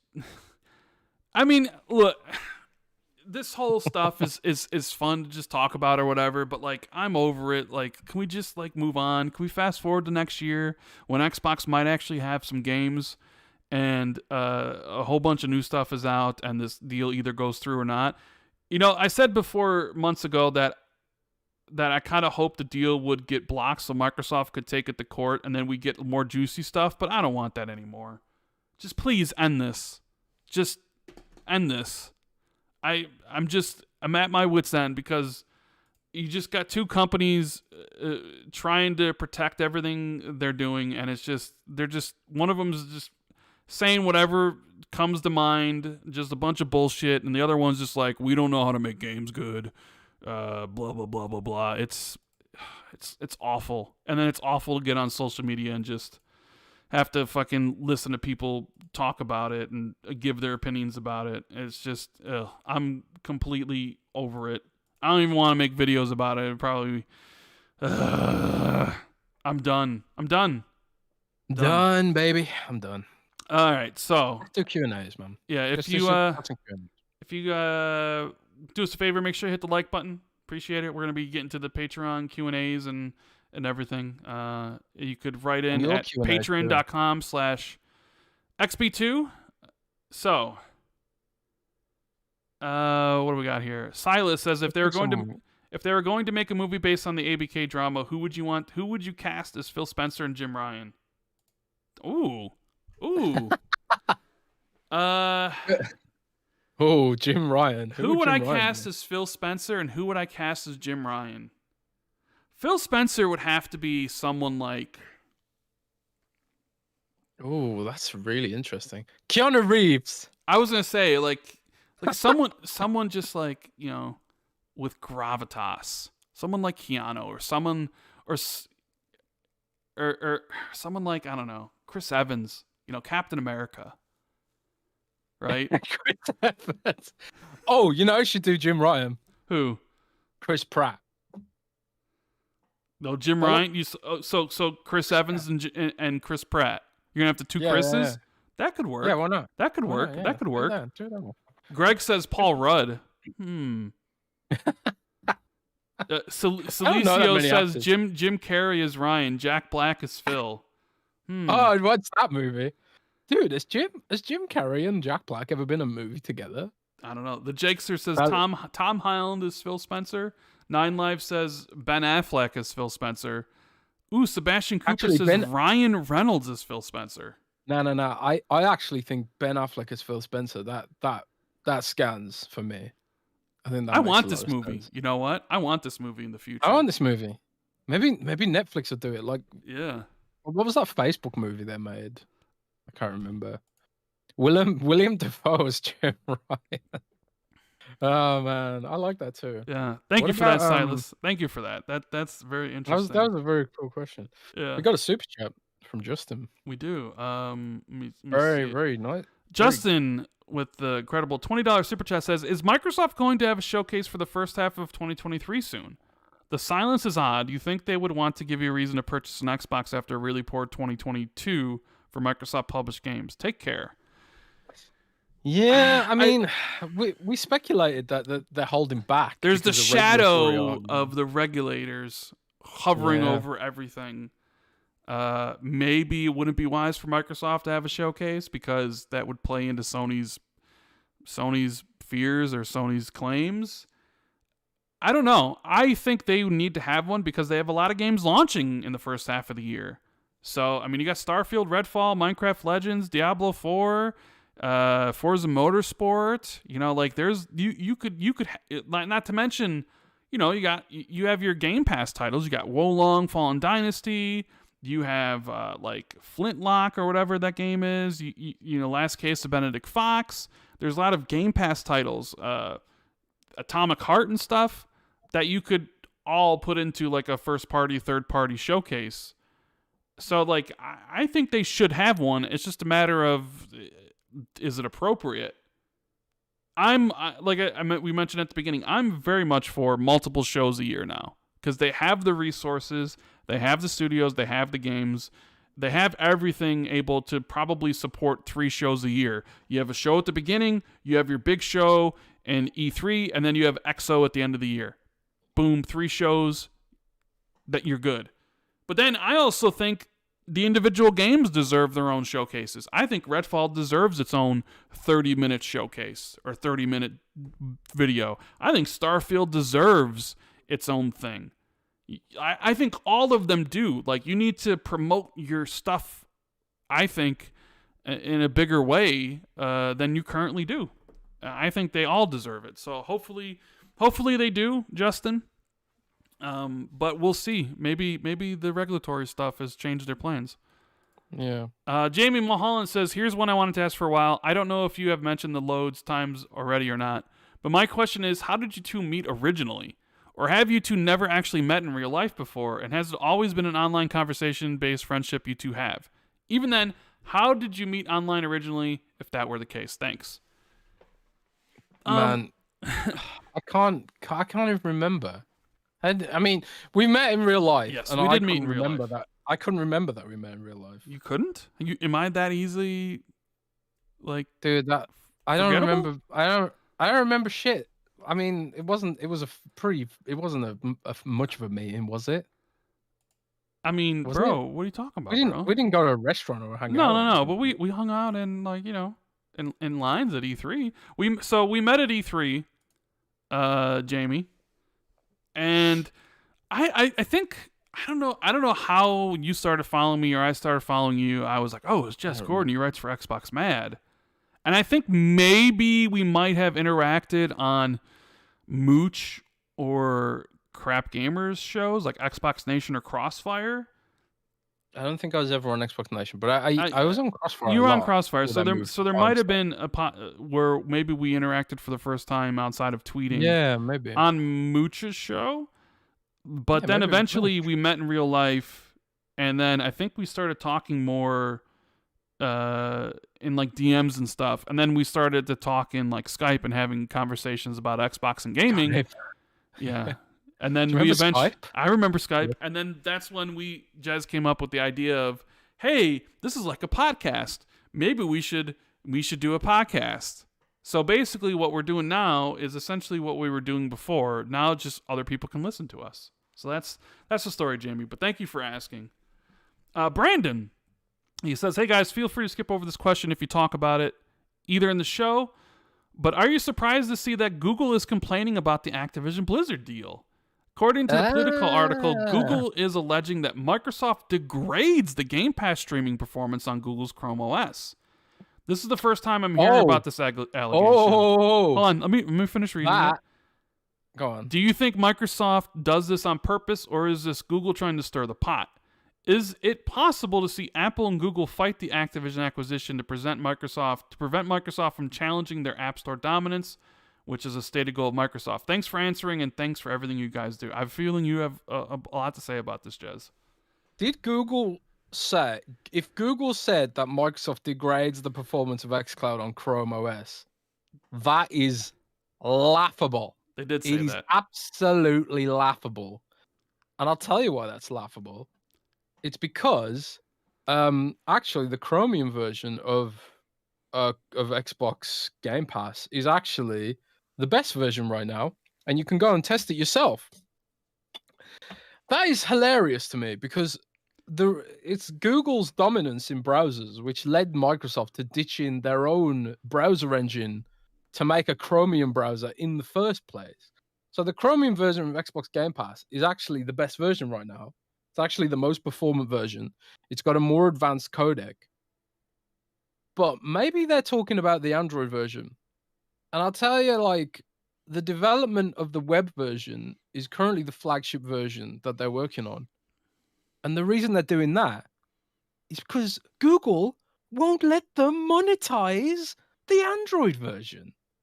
So in what universe, right, is Google living in where they think Microsoft should, offer a service that gives people more stuff, like the Xbox Store, for example, in the web version. Whereas, like in the Android version, they block the Xbox Store by taking a 30% cut on everything. So this is Google arguing for regulators to give them more money. What? What is Google smoking? Google's smoking something even stronger than Sony, man. What the fuck? My God, these companies are just ridiculous. Yeah. James Moore says, what if PlayStation doesn't want to put their first-party games day one, but wouldn't mind third-party games coming day and date because they can give them a bad deal? I mean, I think the reason you don't see a lot of day one games on PlayStation Plus is because it costs probably a good penny, and PlayStation doesn't want to pay that price. I think that's what it comes down to is cost versus return, right? Yeah. What does it cost to get something versus what am I getting out of it? And Microsoft is like, all right, we're going to put our own games here on day one. We're going to get other, games on here day one because we think this is the future, or we think this is going to be a big part of our business. But PlayStation feels the opposite, where they feel like that's not... I think they are trying to fight against the idea of games being in day one. Sony's very much of the opinion that it's all about selling the games at the fullest price, $70, without the option of a subscription service. So there hasn't really been a lot of day one games on PlayStation Extra outside of Stray. So they must not feel it's worth it. But then they complain that it's behind Xbox Game Pass, which does it. And then they're bitching that it's not fair that Xbox does it and they could do it with Call of Duty to make their service better. It's like, well, then compete yourself and put your own games in there. But they're just like kind of whining and crying like a baby because they don't want to. They like selling 5 million copies of God of War Ragnarok in a week. They don't want to have to put that game in a day one subscription service. So they bitch to regulators that it's not fair that Microsoft could do that and force them to actually innovate and compete in that space. It's just basically like a toddler having a fit and crying to your parents. Yeah. What else we got here? We have Governor Grimm saying, "All right, boys. We know Phil has been front and center answering questions about the merger. My question is, why is no one interviewing Jim Ryan or Sony about the acquisition and some of their more dubious claims? It seems like lots of data and interesting info is leaked, like the Game Pass of 29 million, but all this relevant data is pushed aside for what exactly Call of Duty exclusivity looks like." Yeah, Jez, that's an interesting question. You got Phil Spencer doing the rounds constantly, which makes a lot of sense because he's on a publicity tour trying to convince the press and regulators that this is good. But Jim Ryan's doing it clandestine. He's doing it, behind the scenes. Plus, Sony's not... You don't really see a lot of interviews with Sony brass. They typically kind of stay up in their ivory tower for the most part. Yeah. I'll tell you what, right? The reason why is because this is even true for Phil Spencer to some degree. The Microsoft and Sony employ PR agencies to tell them how to engage publicly, right? So, like, there's some leeway. Like, if Jim Ryan went to the PR guys and said, "I want to do an interview with New York Times," they wouldn't exactly say no, but they try and like coach him to say the right things. Jim Ryan has an uncanny knack of putting his foot in it, shall we say? When he's in the hot seat, he tends to say the wrong thing, and we've heard him say things that like either were demonstrably false, or he said things that sort of weren't very popular. I can't think of anything off the top of my head, but we've talked about it on this show, Rand. Can you think of anything where Jim Ryan said something he's caused an uproar a little bit? He's done it a few times. I mean, almost every time he opens his mouth, he says something. That's why I love Jim Ryan. He says great things. Yeah. Why would anybody play those old games? We believe in generations. Stuff like that. Great stuff. So I'm pretty sure that their PR agency is saying like, look, Jim Ryan, keep your goddamn mouth shut. Because Jim Ryan's the kind of guy who probably would say something that would be used against him in the regulatory process. So that's probably one reason why they're not doing so many interviews. The other reason is because Sony just doesn't do many interviews. They just don't. They never have. Which is why I'm really glad I cover Xbox, because covering PlayStation would be really boring.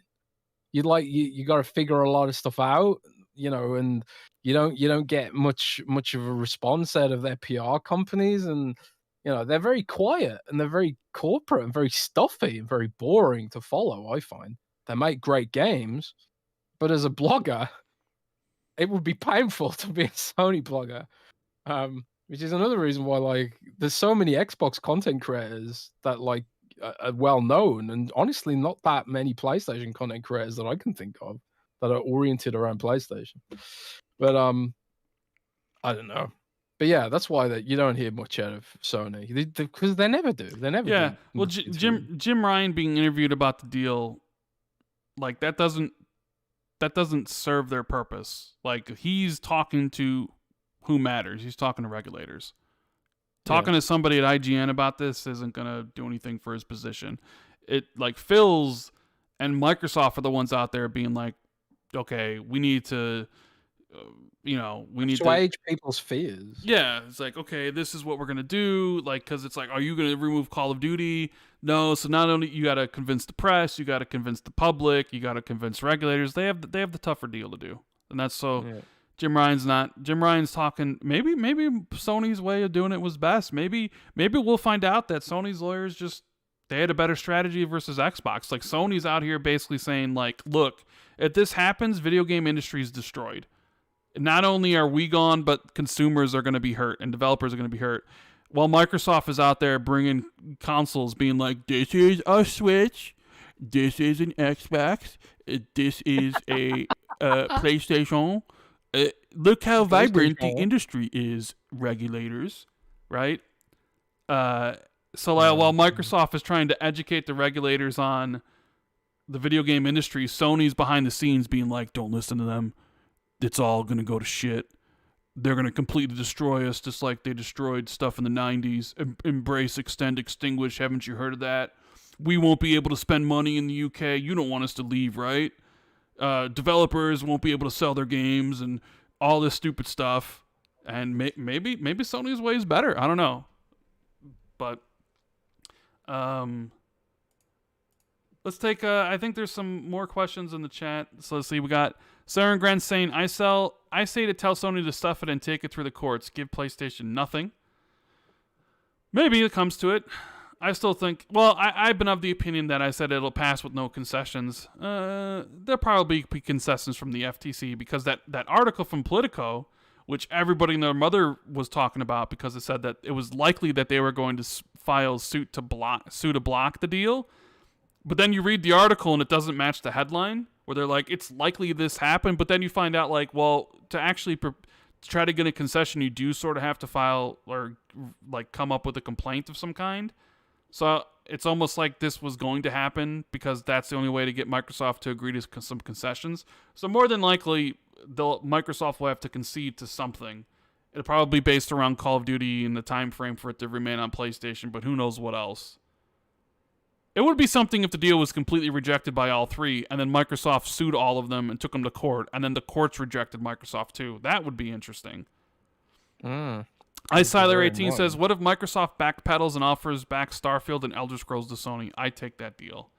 See, but the thing is, I don't think Sony gives a shit about Starfield and Elder Scrolls. Like, that's the thing. I don't think they care about those games. Like, Sony doesn't care about Diablo 4. Sony doesn't care about, like, the only thing they care about is Call of Duty.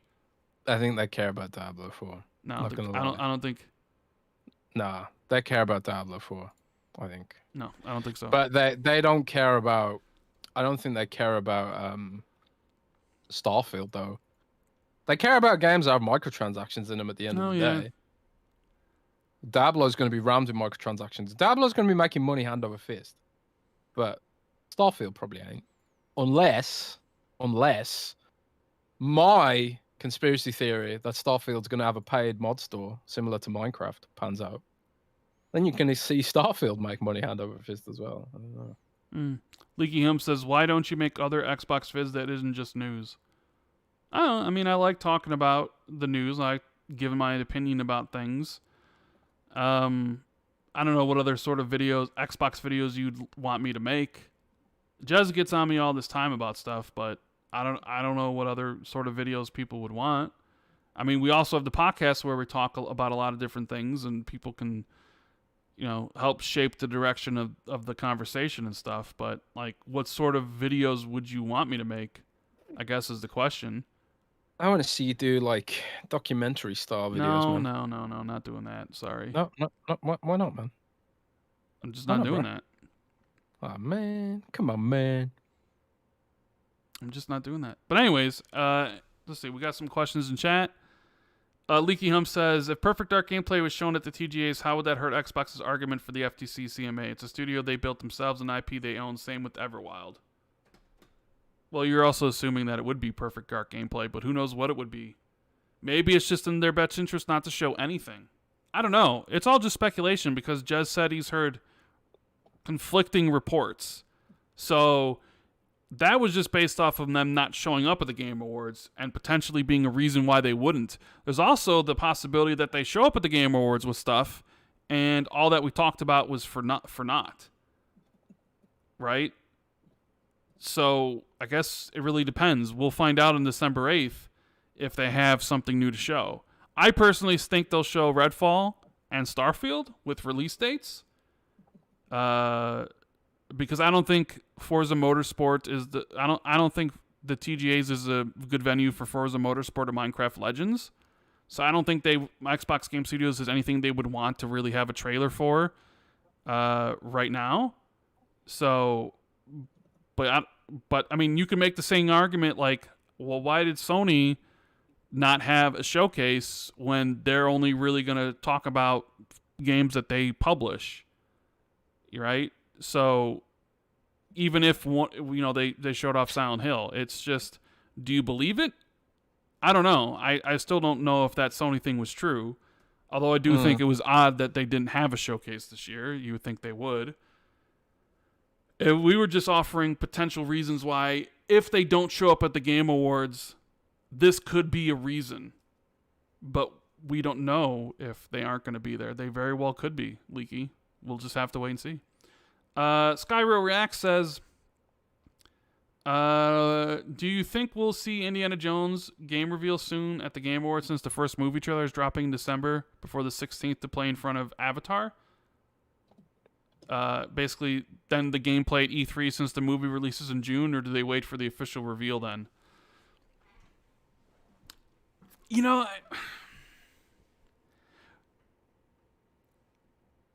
I guess it depends on when the game's releasing, because the movie's releasing next year, right? It's releasing in 2023. Do we think the game is releasing alongside the movie or in some capacity around the movie? I'm not sure it is. Is it, Jez? I don't think so. So I don't know. I mean, it's really hard to say with all like the pandemic flux. You don't know like how development timelines have shifted. We can't even really estimate things without like a good leak, And a lot of the leaks that are coming out these days are someone violating their NDAs for Tom Henderson. someone somewhere someday is gonna get excommunicated from the press, I think. But yeah. So like if it does come to the point where there are NDAs going out for Indiana Jones, we're pretty close to a launch anyway, I would have thought. But we ain't heard nothing. We ain't heard a damn thing, so I have no idea. No idea. Did you see the snaps of Harrison Ford in the new movie? Yeah, I did. Apparently they've used deep fakes to de-age him for parts of the movie. Marvel's de-aged, Samuel L. Jackson for Captain Marvel, and some of their movies they've de-aged actors. So let me ask you this: how much processing power would it take to de-age you to 30 years old? I don't know. That's a good question. I bet you, if I we'll see. You know what? It's gonna be interesting. Like, people already know my age because I've already said it. But when I get all spiffy and I look all good in my suit on Saturday and I post a picture, we'll see if you think I look like I'm 41. People might think I look in my 30s because I'm not that far removed from my 30s. But anyways, Leaky Hum says he wants reviews, retrospectives, docs, and top 10 lists. Well, I usually top 10 list. I usually do reviews for the big games. I'm not really interested in retrospectives or documentaries. That's not my thing. What about a top 10 list? Do your top 10 games of the year. I'm actually thinking about doing that for my channel, which you guys should follow. By the way, subscribe to my YouTube channel. This is YouTube channel. Please subscribe. Ooh. Siler says, not even a state of play for God of War, and look at the sales. I think they're like Nintendo now where they're more secretive.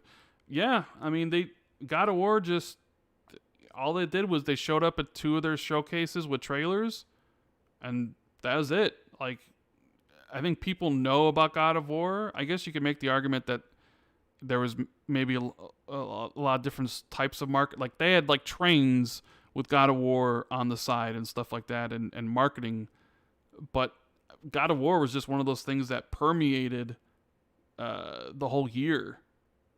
But these game companies don't do the marketing like they used to, like they did during the Xbox One and the 360 gen. Maybe because less and less people watch television, right? Not a lot of people watch television as much as they used to, but everything's online. Gamers maybe aren't. I mean, hell, when you turn on the PlayStation, you see God of War there, so it's like, maybe that's the best way to market something. It's like you turn it on, you have 100 million monthly players on stuff. They all see that God of War is coming. Just like with Xbox Game Pass, it's like it's there. People, you see it. That may be the best marketing tool at their disposal. Click says Rand's top 10 waifus of 2022. Woo-hoo. Yeah, I'm sure people would definitely want to watch that. But yeah, thank you guys so much for tuning in to this week's show. We almost didn't have it, and I'm glad we did.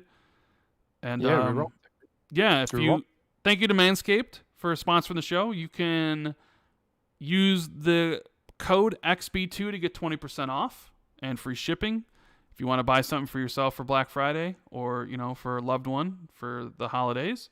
Thank you to all the Patreons who wrote in and for supporting us at patreon.com/XB2, where we have a bunch of different tiers and a bunch of different perks.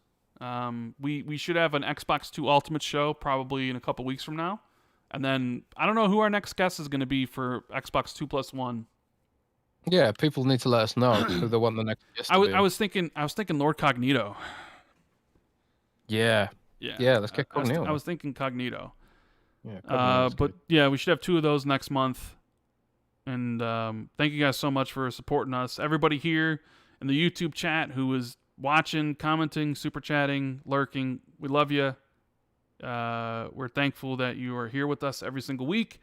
And for those listening later on iTunes or Spotify, we appreciate you as well. Make sure you hit that 5-star, leave a review, and hit the like button on this YouTube video. Timestamps will be up. Jez, you've been doing the timestamps, right? They're up? Yep, timestamps. But you need to do the math. Timestamps will be up probably, I don't know, an hour after the show. And hopefully you guys enjoy that so you can find stuff you want to listen to, even though I think listening to the whole show from the beginning to the end is how you should do it. But I know not everybody has time. And with that, I think that's it. So we'll be back. Are we doing a show on... Yes, we are going to be doing a show on Friday, December 2nd. I don't have the wedding until Saturday, December 3rd. So we should be back on December 2nd with another show, episode 244. Hope to God there's nothing CMA, PlayStation, Xbox Activision Deal related. We'll just have a regular show talking about stuff. But until then, have a great day. Have a great rest of the weekend. And we'll see you. Rock and roll. Keep it gaming, guys. Later. Rock and roll, people. We love you.